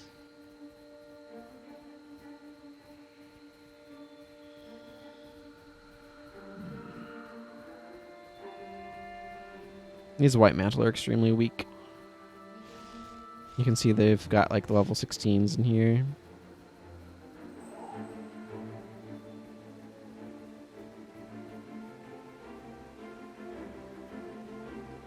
What you gonna do? Yes, I have a 1-up on my chest. Okay, Ambassador Carnegie, obviously a reference to the well-known author of How to Make Friends and Influence People, also known as an extremely rich man.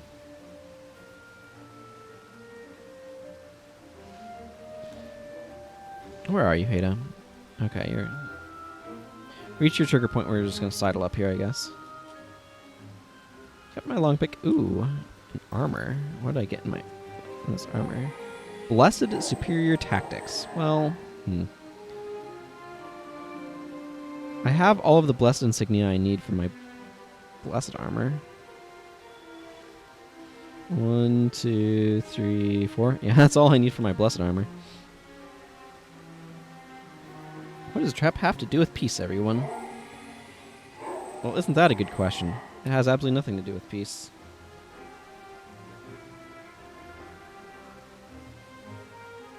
It has everything to do with a trick. He's very upset at them.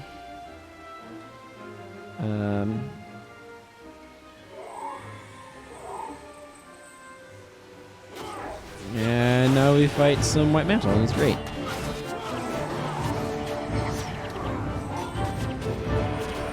Hey, Ambassador. Would you please stop attacking my healer? Thanks. Actually, she's my prop monk, but, you know. Strider's defense is A.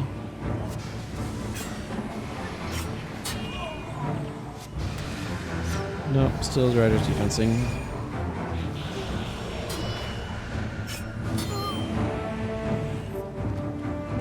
There's several waves of White Mantle here. It's right next to Griffin Tax as well, and Bogroot grows. I'm not doing Bogroot now, though.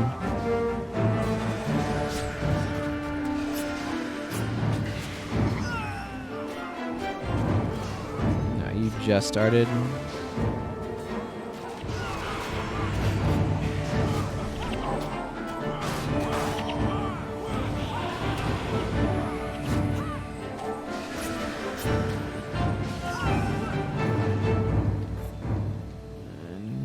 Another group. Got some sycophants in there. How about a slightly weaker guild? It's like guild, but less deadly. Guild's not deadly in this game, it just drains your energy.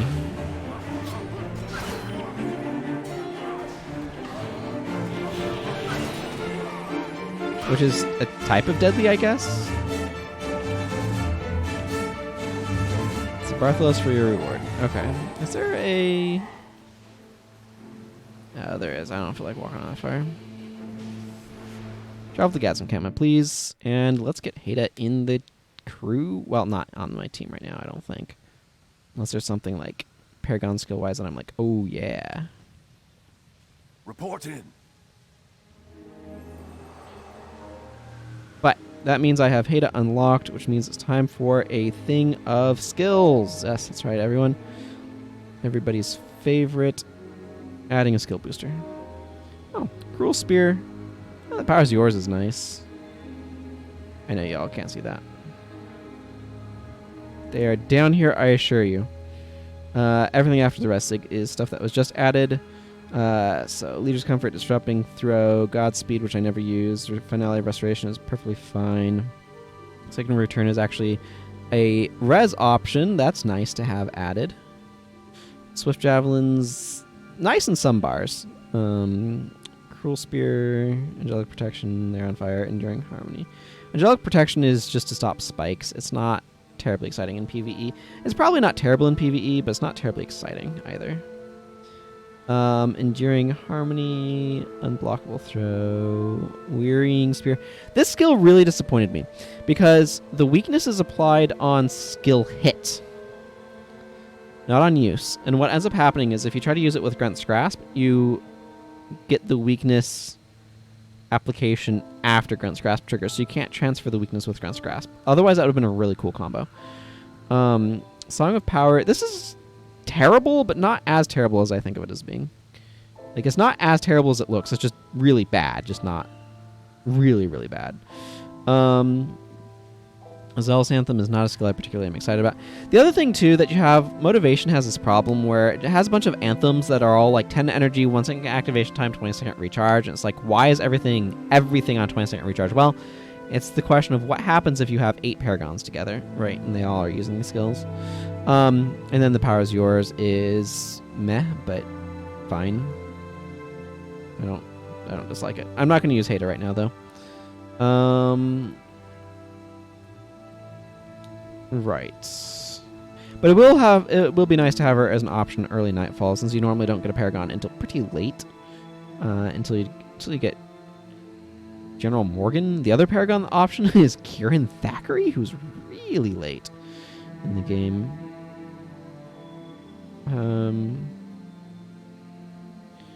I guess, yeah, let's go do a thing with Gadd. Let's go get Livia. Oh, great. Another book. I think I'm probably going to end the day by getting to Rata Sum. If I had to guess, based upon what time it is now and how long this is probably going to take and all that. I'm certainly not doing Ula's lab tonight, unfortunately, but no, it is what it is.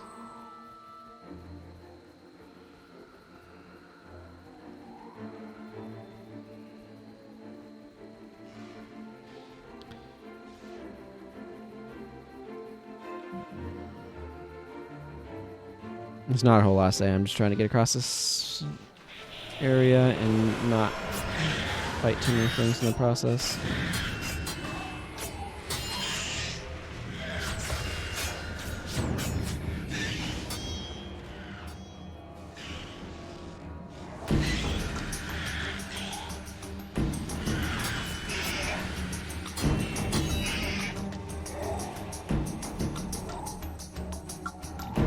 Normally I don't break this up like this, but oh, it did reset. Well, bummer. I assumed it wouldn't. I was wrong. Or like I thought it hadn't, but I was wrong. I guess is more accurate.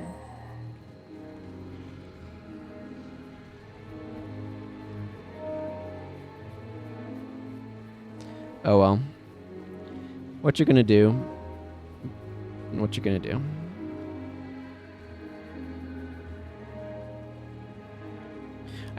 My assumption was that interacting with the stone would advance the thing. Be careful. Okay, yeah, I know. Shut up. We just did this. I'm not amused that you forgot your thing already. I think that line of dialogue only exists if Vec is in your party. Which obviously he is, but...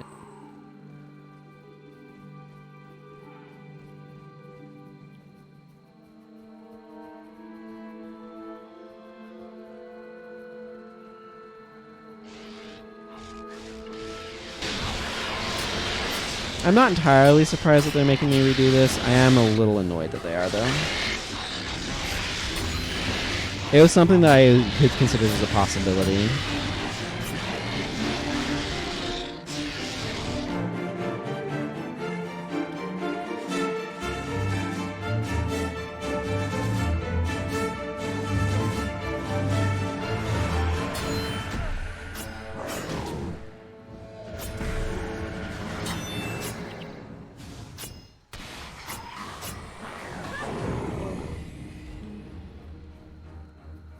She needs to use extract inscription, and then we can move on.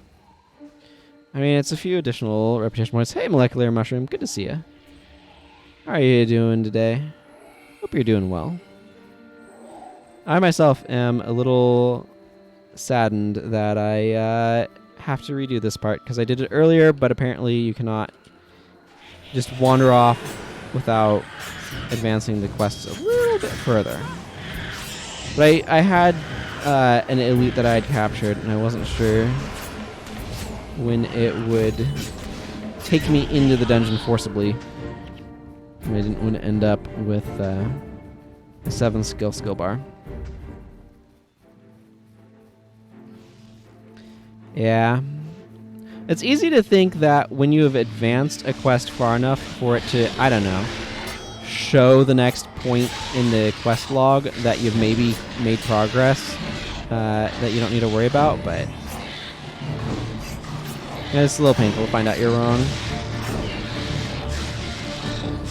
But it happens.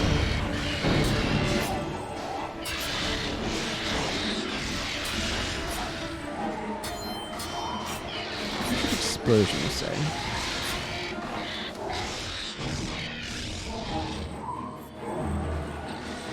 Oh my goodness, it's an Angoradon convention. Angoracon. That's what I think they call it.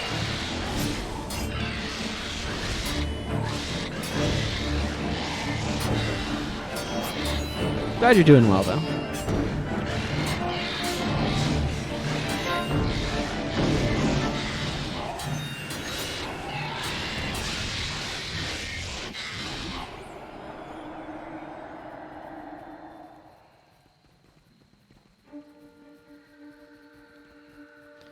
See, what do I have in here? Gates of Krida, Ruins of Sturmia, Warband of Brothers.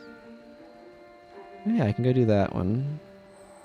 Commander Wally is a bit of a ways away.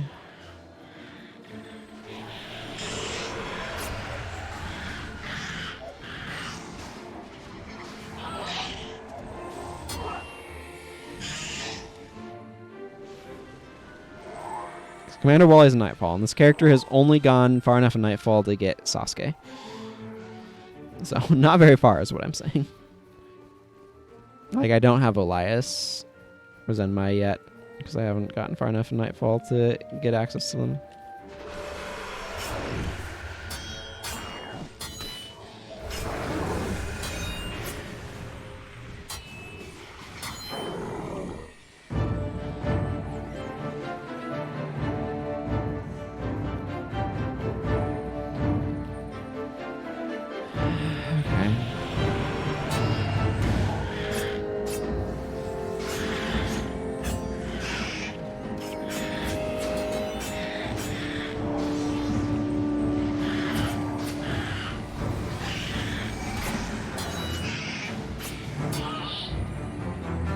Not fight Angoradons, we don't need to, shall we? I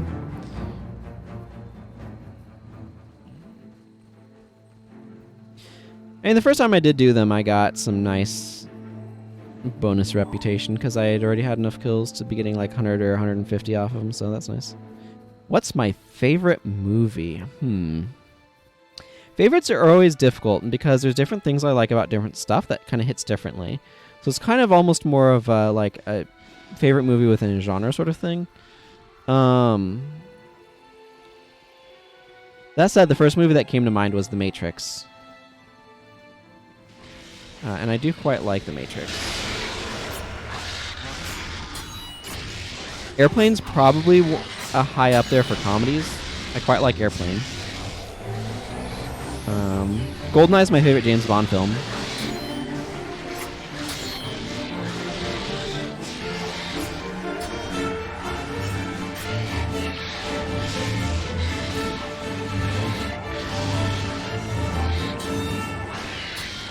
Yeah. It does a lot of really cool stuff.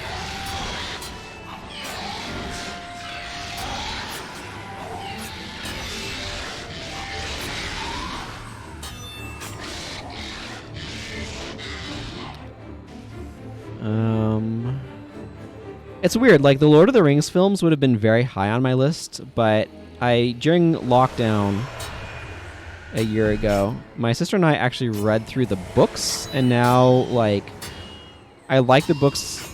Like, the films do so many great things, and I think they adapt the books really well for, like, their goal. But the Lord of the Rings books are just, to me, a stronger story. Now, I know that is a subjective thing. Like, different people are going to have different preferences there. But there's a lot of things that Tolkien does with the world building and like the way he communicates lore to kind of enrich the sense of places that really appeals to me. So reading the Lord of the Rings, because what we did is we read through the Lord of the Rings books and then we watched the trilogy, the extended editions, like over the course of 2 days because we're reasonable human beings. And we're like, wow, the number of changes they made. And, like, some of them make perfect sense. Like, Tom Bombadil does not really need to be in there. But, like, you lose something when you lose Tom Bombadil, too. But there's a lot of other things where there's a lot of stuff that feels like it's wearing a layer of stage makeup for the plot. Interesting. I have not rewatched it. Okay, yeah, so if I just done this... If I just clicked on this, I would have been able to advance it. Then I would have saved that more. Yeah, I couldn't tell you. I haven't seen the Hobbit trilogy since it came out. I remember liking parts of it, but other parts of it just felt really forced. Like the barrels in the river just felt a little too smooth, a little too choreographed. In a way that kind of took away from the realism of the style of the film, if that makes sense. But I can see where, like, different... Again, everybody's going to have different opinions about stuff, and I think that's always interesting. I think what's more interesting in some regards, rather than, because there's so much debating about what the right opinion is, which is complete nonsense, but a lot of times it's very easy to miss what's your opinion, because there's objective things that lead us to our opinions. It's just how we feel about those objective things is going to be different. And I think digging into why people have, like, the preferences that they have is in many regards the more interesting thing to examine.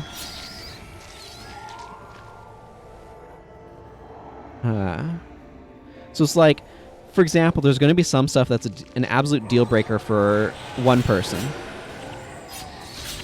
That's going to be perfectly fine for somebody else. And that's just kind of the way it is. Or where, like, it's just not as big of a deal or whatever. Mm-hmm.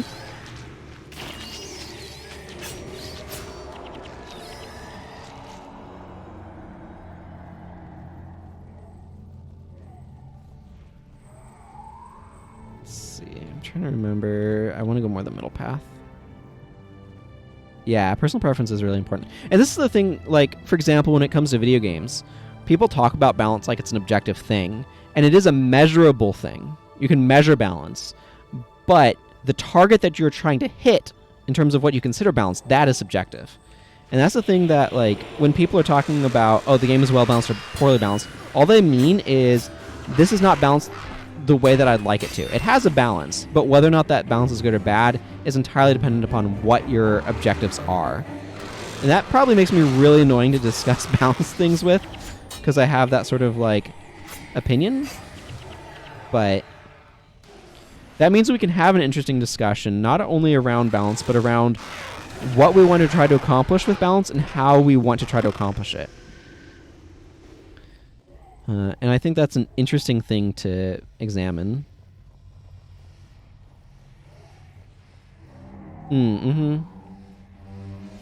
Well, yeah, and like to some extent, like finding the thing that's powerful in a build system that's as complex as like Guild Wars 1 is what's really cool. Oh,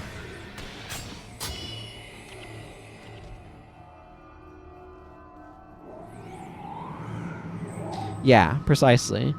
And I personally don't think a like perfectly flat system is any fun, because it means that I can't find something good. I can't be successful in my build craft. Because if everything's good, nothing matters. And so it means that there's no meaningful choices to make when making builds. Because you can just slapdash anything together and it's perfectly fine. And so it's like, that's not interesting to me, because I want to try to figure out how to like make something functional. Even if I'm like doing a build that is technically not like optimal, I want to be able to like find the fun in it, and some amount of that is like trying to optimize things and whatever to an extent. So it's like, I really also do not like something that's trying to go for more of an everything's equal approach, because it does fundamentally like make things very flat. Have some very quirky, super easy, but super powerful builds that work in PvP, in lower ranks especially, and it's really fun to play them. Yeah, I mean, that's going to happen. Well, and this is the other thing that's really, really important about balance, is balance is not a singular thing.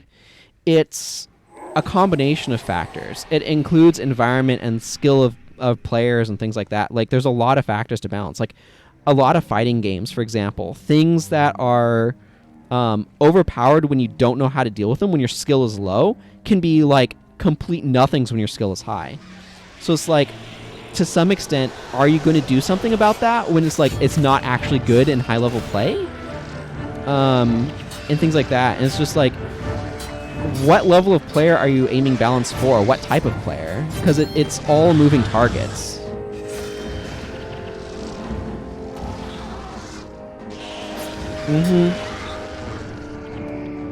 Yeah, and that's the thing. This is like, if you know how to deal with the thing effectively, a good example actually is Dark Souls 2. Dark Souls 2 PvP, which overall I quite enjoyed. I probably did more PvP in Dark Souls 2 than I didn't do any in Dark Souls 3, basically. And not as much in Dark Souls 1. I definitely did the most in Dark Souls 2. But magic in that game kept getting nerfed and nerfed and nerfed because FromSoft, or whoever was in charge of doing the balancing, I assume it was FromSoft, but I don't know for sure, kept listening to players complaining about being one-shot by overpowered magic. But that meant, like, by nerfing magic like that, they made it completely worthless at high-level play. And not, like, that high level either. But, like, a player with some modicum of skill that knows what's going on and knows what the spells are and how to recognize them, and especially, like, audio sound effects and stuff, can easily react and just dodge, like, 95% of magic. Like, it's really hard to actually land spells, which means that in order to actually be effective with magic, it has to hit really, really hard to reward you. But then players who aren't good at the game and don't have good dodging skills get absolutely wrecked by magic,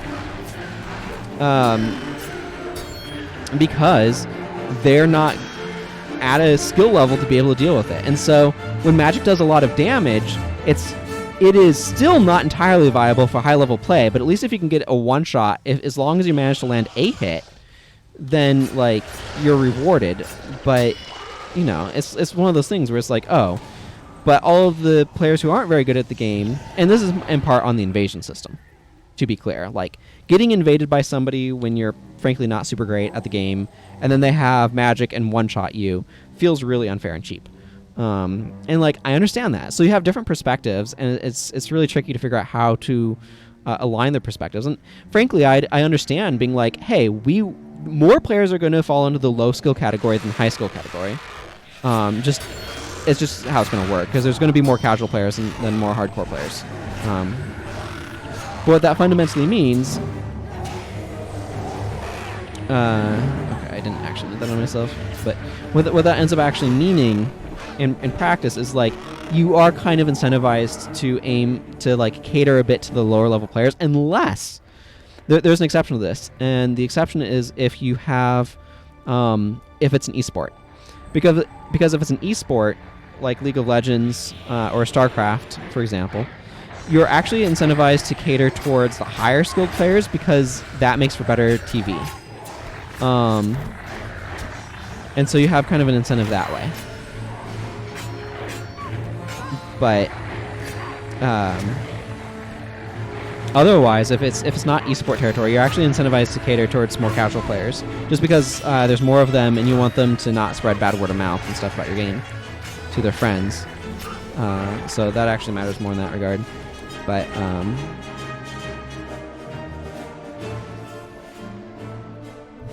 yeah, so it's just kind of interesting how you've got kind of these things. But yeah, so they ended up like nerfing magic, and then the problem is because it's all the same across the board, that made magic really kind of bad in PvE as well.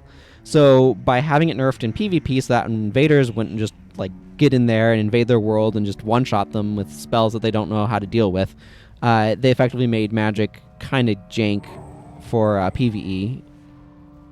And I didn't like that, as somebody who likes using magic in the Souls games.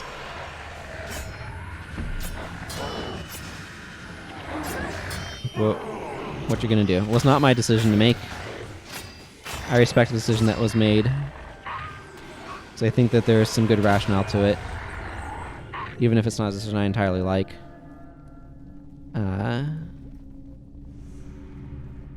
And so you just kind of gotta say, well, that's what happens. But it makes me a little concerned for Elden Ring. I'm very excited about Elden Ring in terms of like hype level, but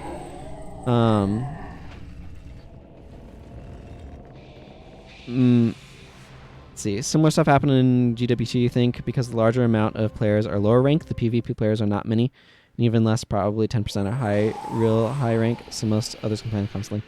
Yeah, so it's like, how do you balance stuff? I don't know if ArenaNet's doing separate, like, SPVP skill balance versus World v World skill balance versus general open world skill balance or not. Or if they're keeping the skills unified across everything. They eventually split them in this game, and I think that ended up being a good call in the long run. As much as I like... Okay, that makes sense. But yeah, I mean, it's a tricky thing to try to figure out how to try to balance things for all skill levels, because you can't really, because different skill levels need different balance. But yeah, anyway, Elden Ring, I am looking forward to that game quite a bit. I am a little concerned about how Magic's going to end up, because they did confirm that there's going to be some sort of PvP in it, from what I understand, from what I've heard. So I'm hoping that doesn't mean that it's going to be Magic nerf times like things were for Dark Souls 2 and to an extent Dark Souls 3.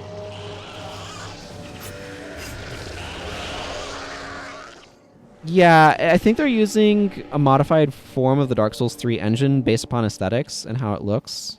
So it's stylized kind of like Dark Souls 3 and to an extent Bloodborne. In terms of like the graphics engine and stuff. It's a new universe, so it's not Dark Souls, but it seems like it's going to be mechanically basically like an open world version of Dark Souls is kind of the impression that I have of it. Where do I need to go to activate these scythes?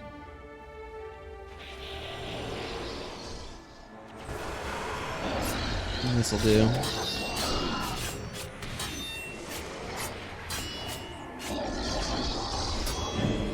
There we go. So yeah, the idea is very much so that it is like a new. I mean, it's their new thing, so. Okay, I believe Livia should be unlocked from that. Yep, hero unlocked Livia. So let's go ahead and add skills for Livia.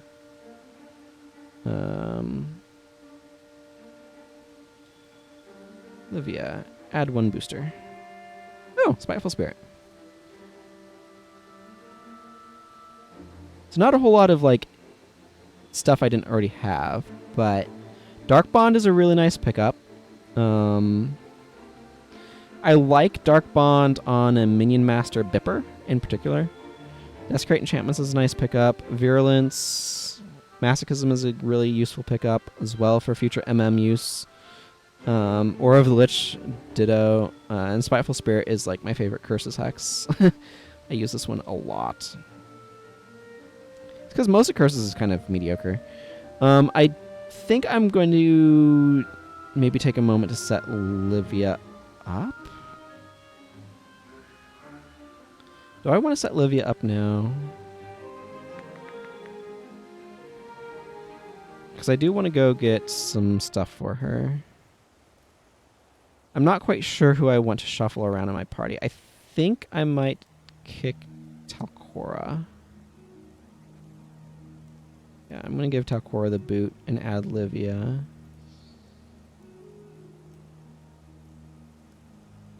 I'll need to strip her bar stuff. I got some undead bone. Actually, I'm going to salvage the cloth out of that. 5 is not bad.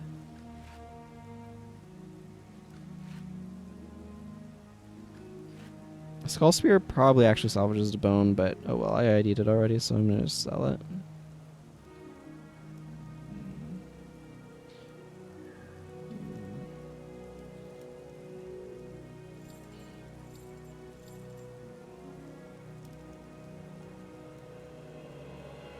Okay, I need to withdraw a few plat for runes. Oh, in terms of an item, like a... Law and Order is an item I don't have that I want on this character. It's a set of green daggers from, War in Kryda. I want Superior Blood Magic.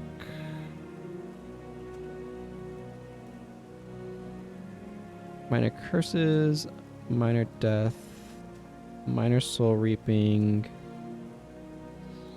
I want 4 Undertakers and Bloodstained. That one is just a matter of getting lucky with drops or finding a player who's selling it, though.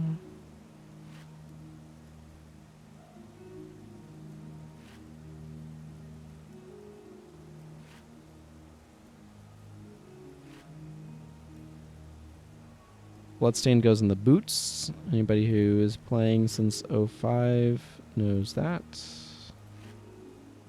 With pre-insignia, you'd get Bloodstained boots. I like Undertakers on a BIP, and that's what she's going to be, because they lose HP quite rapidly. So having more armor is really useful.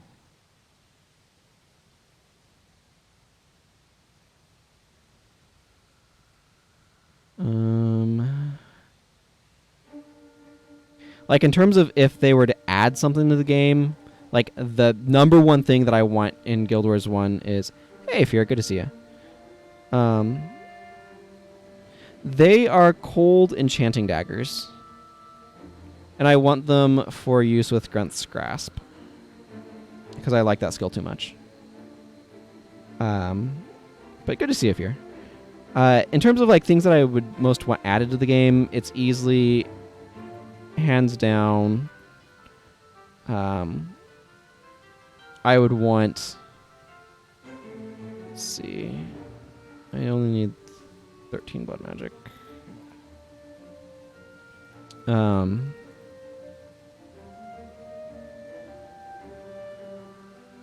Here, we'll go with this split.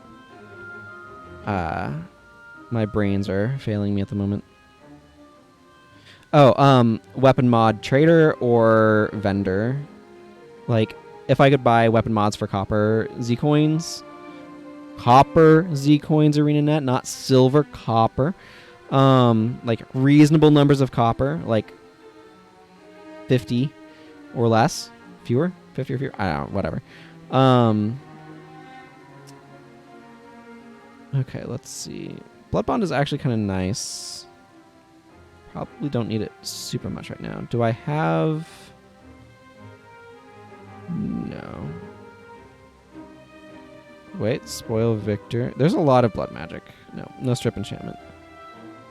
Well of blood is nice.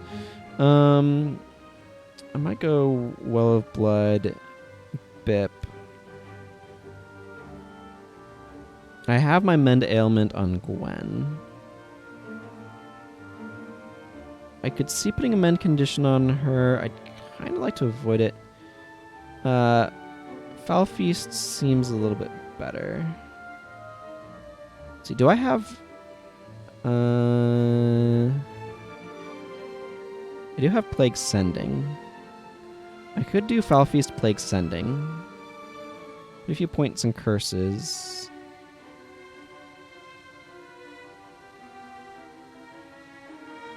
I want some way of dealing with conditions, so... I would preferentially like Rip Enchantments. Strip Enchantment is actually the one I want most, but Rip Enchantment would also be fine, but I don't appear to have either. I could put Rend Enchantments on her, but that one's a little bit overkill. Okay. I want remove Hex, Prot Spirit, Guardian,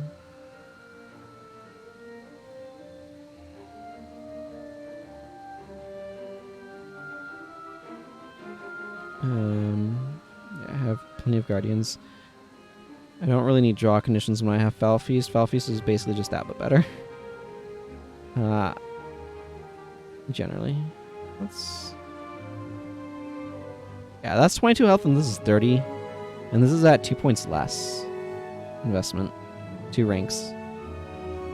Draw conditions used to not have a recharge, but that was abusable with Zealot's Fire. So rather than nerfing Zealot's Fire, like, so much of Smiting Prayers would have been fixed if they just reworked Zealot's Fire. Just putting that out there. But anyway. Okay, what do I want for my last proper? I can put Aegis in. Shielding Hand seems reasonable. Spirit Bond is really strong, but I don't think it's appropriate for here. Let's just put Shielding Hands in. Yeah, let's roll her like this. I'm debating whether or not I want to change Prius up, or if I don't have enough like defensive stuff.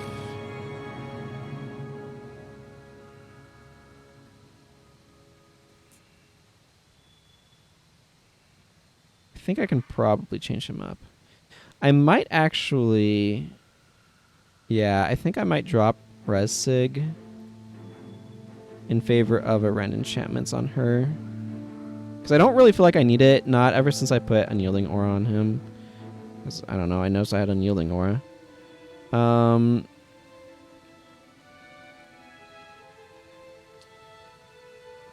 I think I might try changing him away from Restoration Magic. Drop those. I may keep Remove Hex around, because I like having plenty of Hex removal. But I want to put him in Channeling.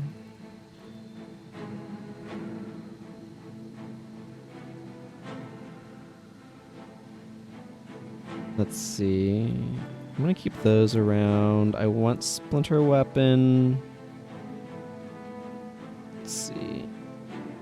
Splinter Weapon. Do I want Signet of Spirits or something else?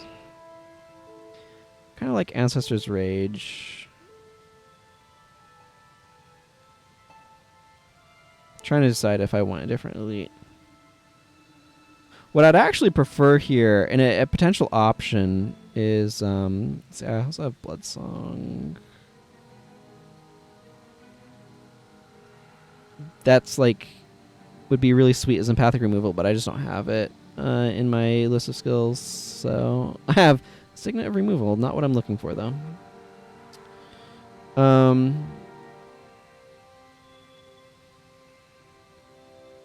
Essence Strike would be really nice. I do have Essence Strike, so we'll slot that in. Now the question that I have to answer is, do I want something like Weapon of Quickening? Or do I want like Signet of Spirits? I'm not using Caretaker's Charge. I'm not using Grassman's Krong on this. I could also go for like Soul Twist. That seems a little underwhelming with this list of stuff though. I usually use Signet of Spirits. Let's go ahead and give Weapon of Quickening a try, because it's not a skill I tend to use very much. And would be good on the casters. More so than Splinter Weapon. Splinter Weapon is for me. Okay, that feels like a decent rearrangement. We'll see how well Dunkoro, can hold up healing on his own. For the most part, we have a BIP. We have Swirling Aura that also helps with healing. There's some additional support floating around. But he's the primary HP bar pusher, and he's looking at like Patient Spirit, Duena's Kiss, and Orison to do it. Obviously, they're significantly better under Unyielding Aura, but my main concern is whether or not this party has enough healing with the modifications that I made to it. But it also might just have enough damage that's not relevant. Okay. So at this point, I need to get back over here to Vlox's Falls, because I need to do a little help. I want to end it today by getting to Rata Sum.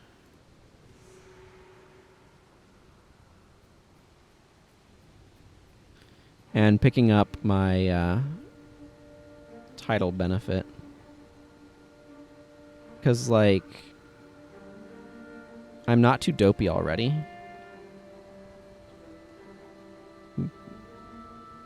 But that's not going to do me any good.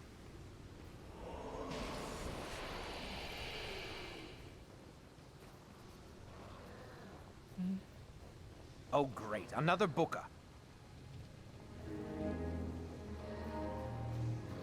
Yeah, I don't expect this to be all I need for condition control, so I'm glad to have that there. I don't know. We'll see if increased damage output from some of these changes is sufficient.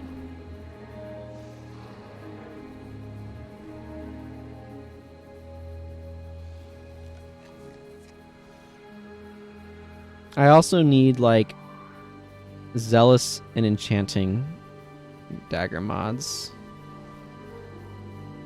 I don't know, we'll just go up this way. Because I do want to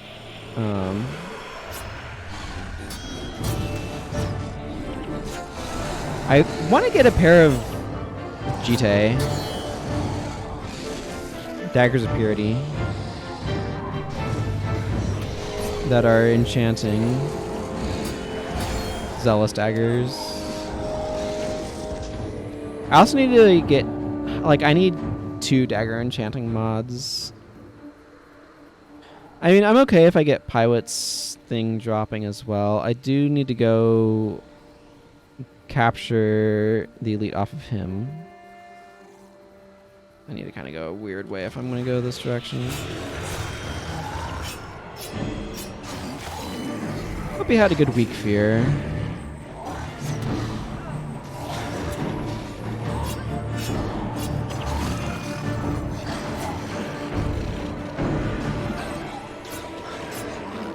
Yeah, Livia is definitely having survivability issues. Yeah, I'm definitely feeling the pressure from dropping the additional healing.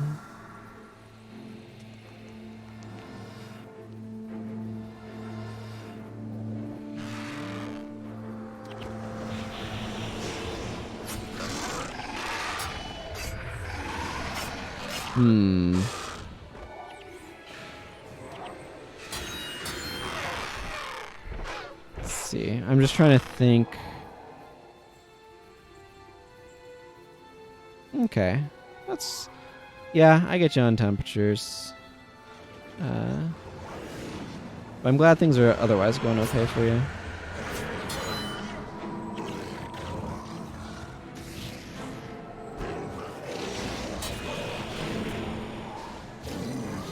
My plan, by the way, like, it's going to be a little while before I can stream Guild Wars again, based upon the new schedule I'm going to, because I'm going to be busy next Saturday, which is... I'm not going to stream it tomorrow. I don't intend. This is going to be kind of a little bit less regular. But I'm busy next Saturday, so...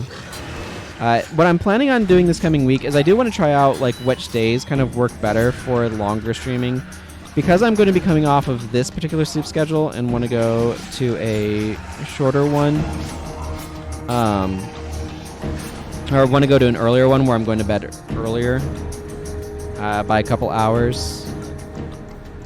I will probably try Wednesday this coming week for the stream day. And I'm probably going to start with Divinity Original Sin, because I don't know how much longer I have in that game. I feel like I'm getting really close to the end. So if it ends early, then that gives me more time for Game 2. Which is going to be Ashen, if anybody wondering. But I do want to try out Monday. I know had a couple people say that Monday was a bit better for them in the Discord poll. Okay, yeah, I'm definitely way too fragile with the changes I made to Parias. We just are lacking in healing.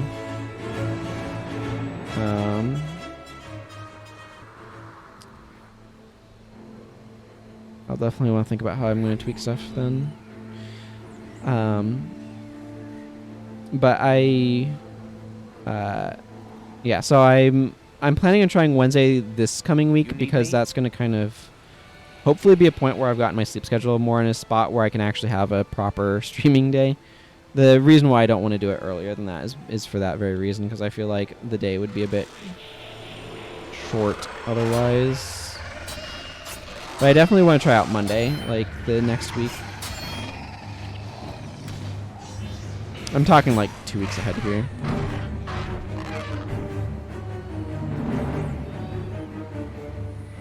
Is it better to just go over the pyramid? Be a weird time to try to run a presidential campaign in Molecular Mushroom, and you know that.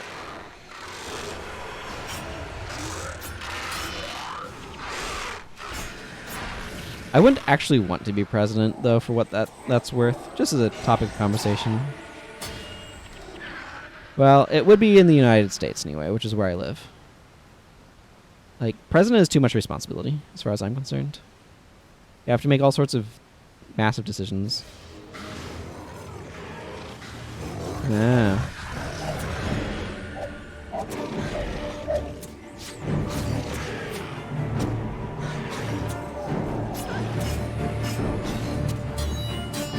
Wow. Okay, my backline just got ended.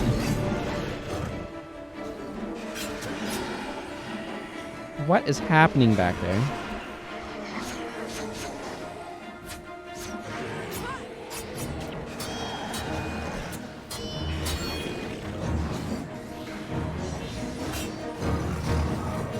Okay.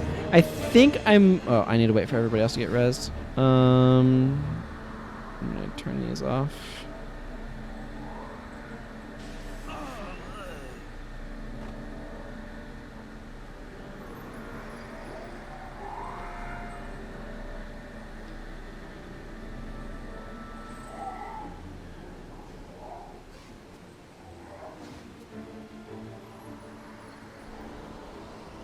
There we go.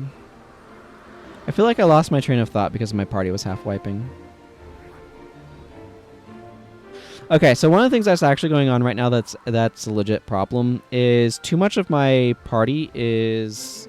because all of the healing is on Donkoro, I don't have it distributed, so if he's overloaded, nobody else is getting healed. He also does not have a party heal, so that's also compromising that somewhat.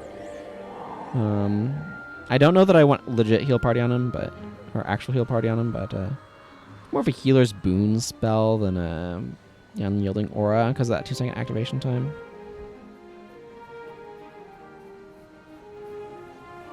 Here comes trouble. I mean, we'll keep going for now, obviously.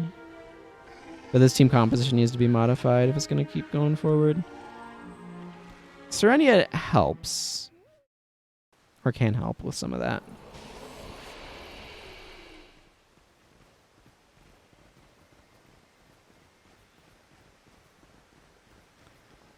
Oh, great. Another booker. But yeah, because I'm going to need to adjust my sleep schedule down, I want to make sure I have a couple of days to do that in, so that way when I do the longer day stream, it's not starting from noon my time, or like me waking up at noon and the whole process starting from there. I want it to start from an earlier time so it actually has a chance to, you know, go for more than 3 hours.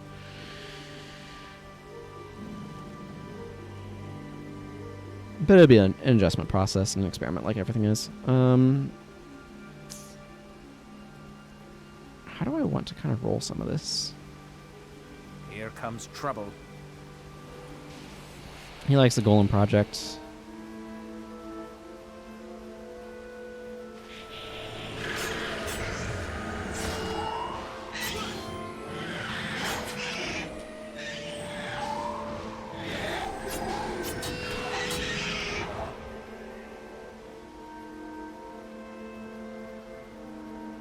I feel like there's something I could do.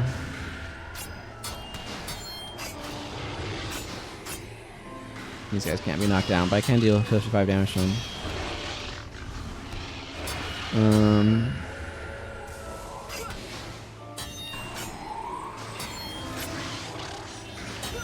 Maybe with Vex? Yeah, I could drop Vex investment in energy storage.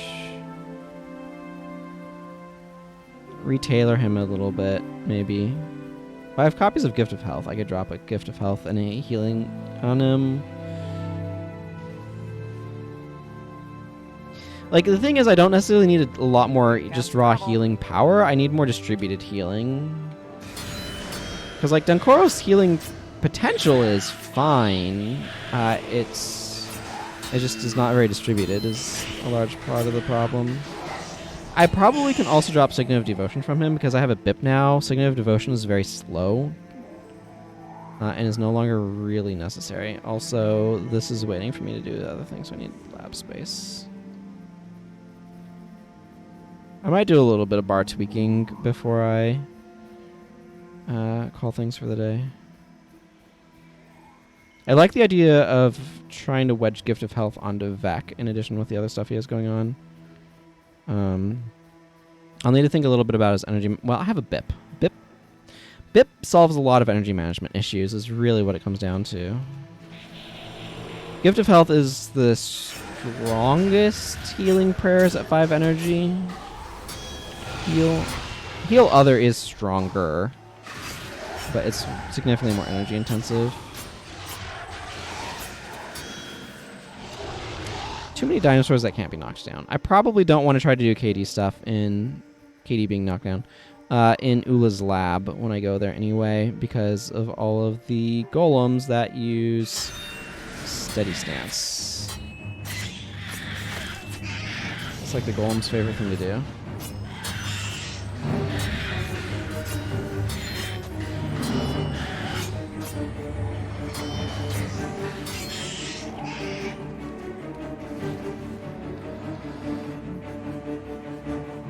This isn't going to run me right through Joff's Mitigator, is it?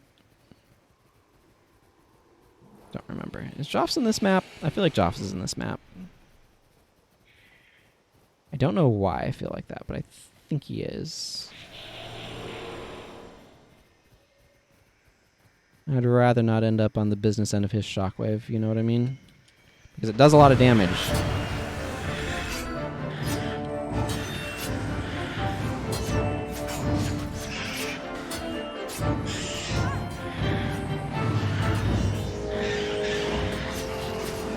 Yeah, it's like Well of Blood, Swirling Aura. Those are both party heals, but they're kind of not at the same time.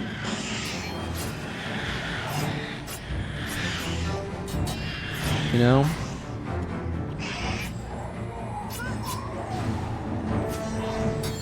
Hey, got my energy management skill through.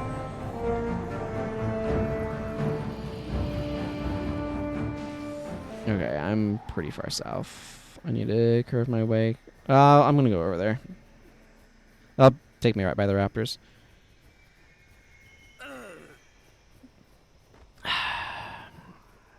Cool. We'll just do that. We'll chain Dunkor all the way there. I'm gonna disable these.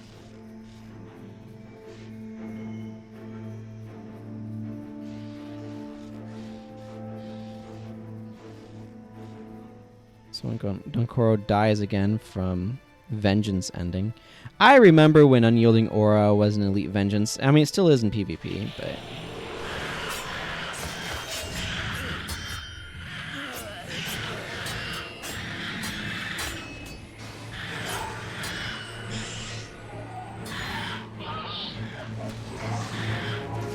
people use it as a leash for bad players.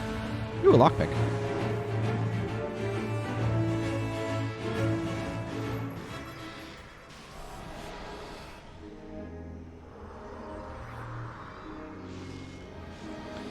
Yeah, funneling all of the healing through just Dunkoro is a terrible idea.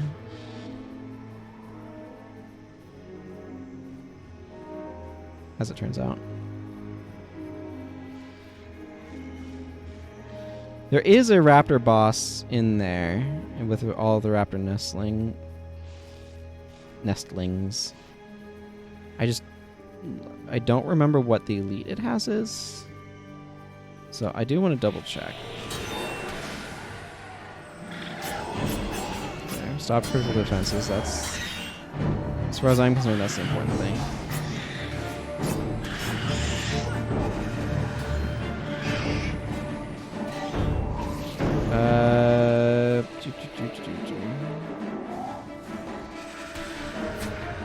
Can I see the name of the boss?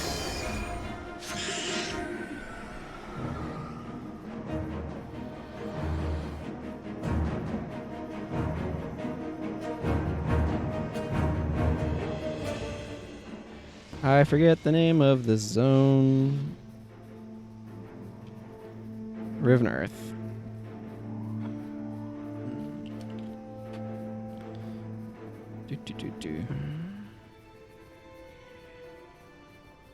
Ah. It is Assassin's Promise. Okay, I already have Assassin's Promise.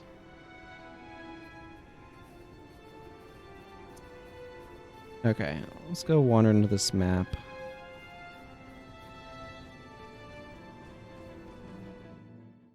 Man, having a BIP so I don't have to worry about energy as much is really, really nice. Yolma is the weak polymorph person. Nina Proc.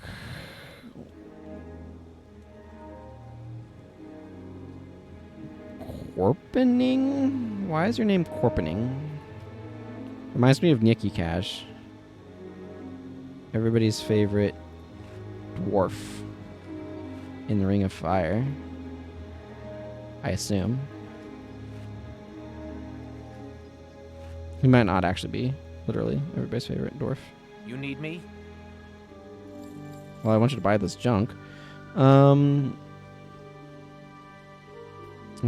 Blim over there I need to talk to advance the quest. So I probably will, because why not? I will want to change my own bar before I go in there. You need me?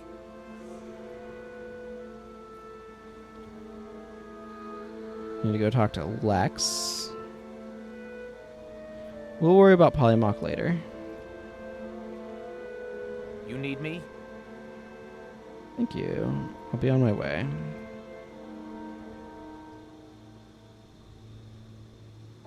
With my Not Too Dopey, I'm rank 2. Getting here in Rata Sum at rank 2, you know, just casual things. Okay. That's the main thing that I want to do, but let's do a little bit of stuff for build prep. I'm going to go ahead and toss on Lotus Strike. This gains a lot of energy. So I'm going to bring this as a nice alternative energy management thing that doesn't rely on a knockdown, because the reliability of knocking things down is going to go away.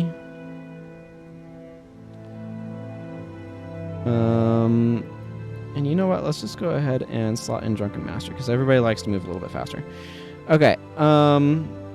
Right. So Dunkoro's bar. Right. I can drop Signal of Devotion. I'm just going to do a little bit of Buildcraft just to wrap up the day with a little bit of Buildcraft, because why not? He doesn't need Glyph of Lesser Energy. He doesn't need Signal of Devotion. He doesn't need Glyph of Lesser Energy more because I have a BIP. Again, BIP solves many energy woes. I do have Divine Healing, so I'm going to slot Divine Healing onto his bar. Talcora is not in my party to be using. I have only the one copy, so I do need to be wary of that. She's not around, so that's not a problem. Do I want to slot in Healing Breeze? I like Healing Breeze. I don't think I want to use it. Do I have Gift of Health? I do have one copy of Gift of Health that I could use on somebody. Probably for 105 HP heal, which is fine.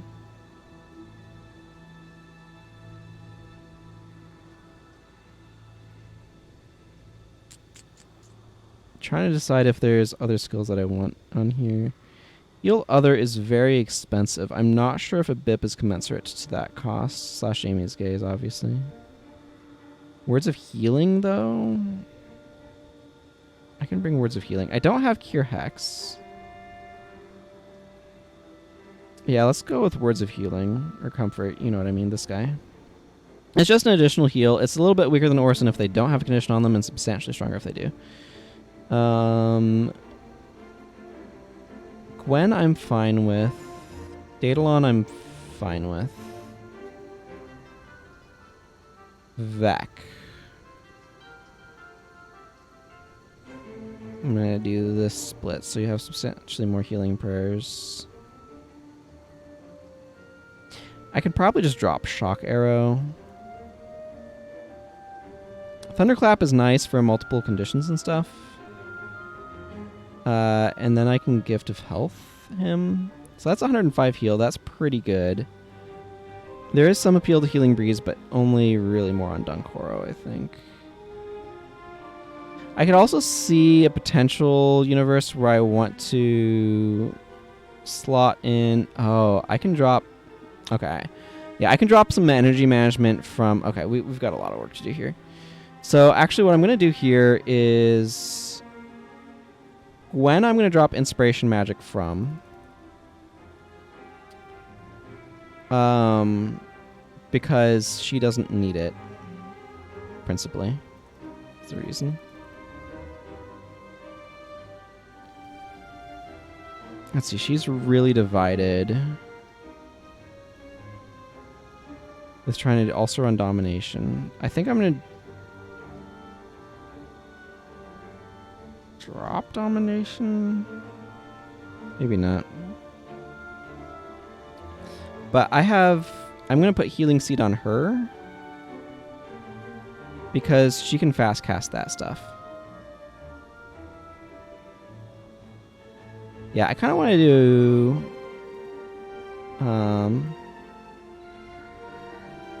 a split like this. Obviously, it's not making full use of that major rune. I don't know about this.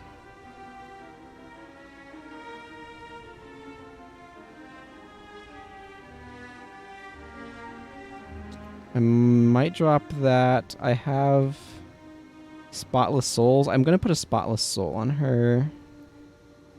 And then I'm going to drop the Domination Magic. And see what other illusion stuff I have that could be useful.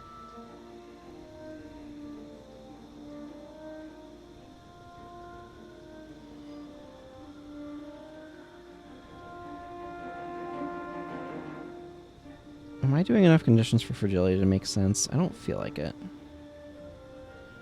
I might just slot Calculated Risk on, because Calculated Risk is pretty sweet. Clumsiness will do additional damage, or will do good damage, rather. Not additional, there's no additional going on here.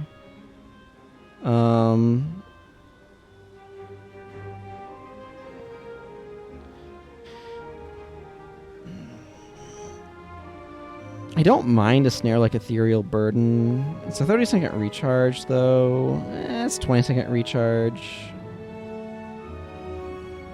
Is that something I want to be using? Imagine Burden is also a pretty long recharge.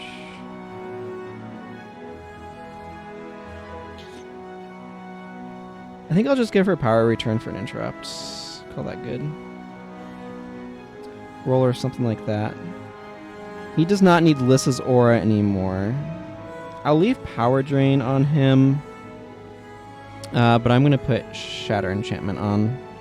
Because I lost it off of Gwen, I want to make sure I have it on here.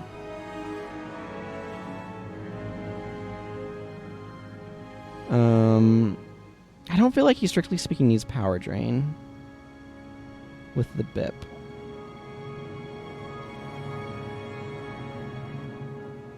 He has Shatter Hex.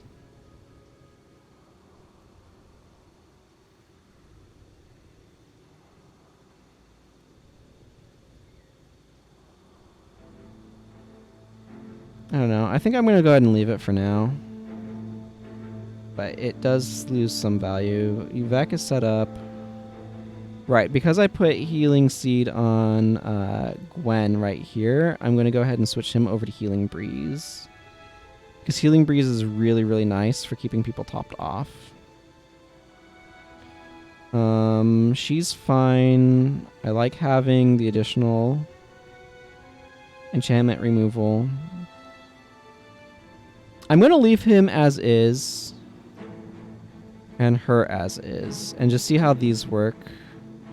Actually, Well of Blood is going to be pretty unexciting where I'm going. I might swap that over to something else. This is where, again, what I really want is Rip Enchantment, but I don't have that. Or Strip Enchantment. I don't have that either in my list of skills. Somehow, Strip Enchantment just hasn't made it in yet.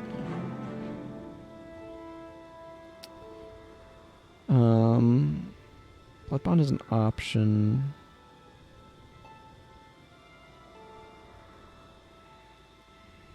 Yeah, let's just put Blood Bonds on here. Blood Bond will heal casters as well if they're wanding, which will happen some. I'll keep trying Weapon of Quickening. Getting faster recharges on stuff is pretty sweet. Okay, let's assess. I'm not going to be doing anything more, but this gives me another heal here. This is another defensive healing option. This is a useful heal. This is some more... This is kind of a heal. That is a heal. Swirling Aura is a heal. But it only really works if Icy Prism's been getting some use.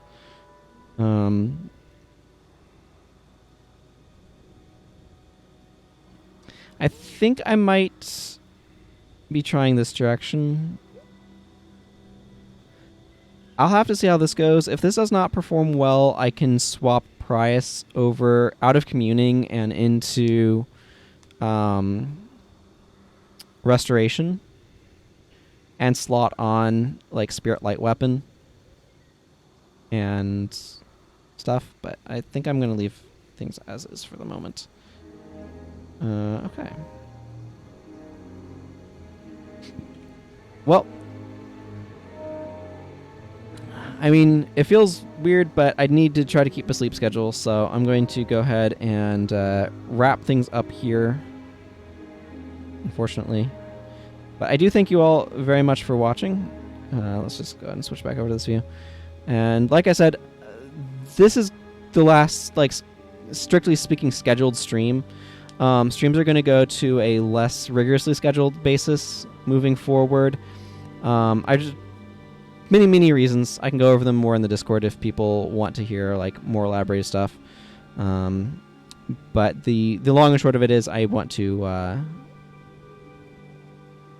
scale back what I'm kind of doing, and this experiment has not entirely worked out the way I would have liked. So the next stream, I'm planning on the next streaming day being Wednesday, so that's going to be 2 different streams that day. Doing Original Sin and Ashen. That's the plan right now. We'll have to see how things go, because I will need to adjust my sleep schedule down a bit, which might be a little challenging. Next Guild Wars stream is probably not going to be for a couple weeks, unfortunately, just the way things are going to play out. But I do want to stream more of it, so it will resume at some point, but at a different time entirely. It'll be on Saturdays when I do stream it. But yeah, I think that's going to go ahead and sum everything up. I thank you all very much for watching. Ask for your patience as I kind of move things around and keep experimenting with what works best for me and all that, because obviously we want the streaming to be sustainable and all that. So thank you all, like I said, very much for watching, and until I see you next time, remember you can always chat in Discord, and take care everyone. Goodbye.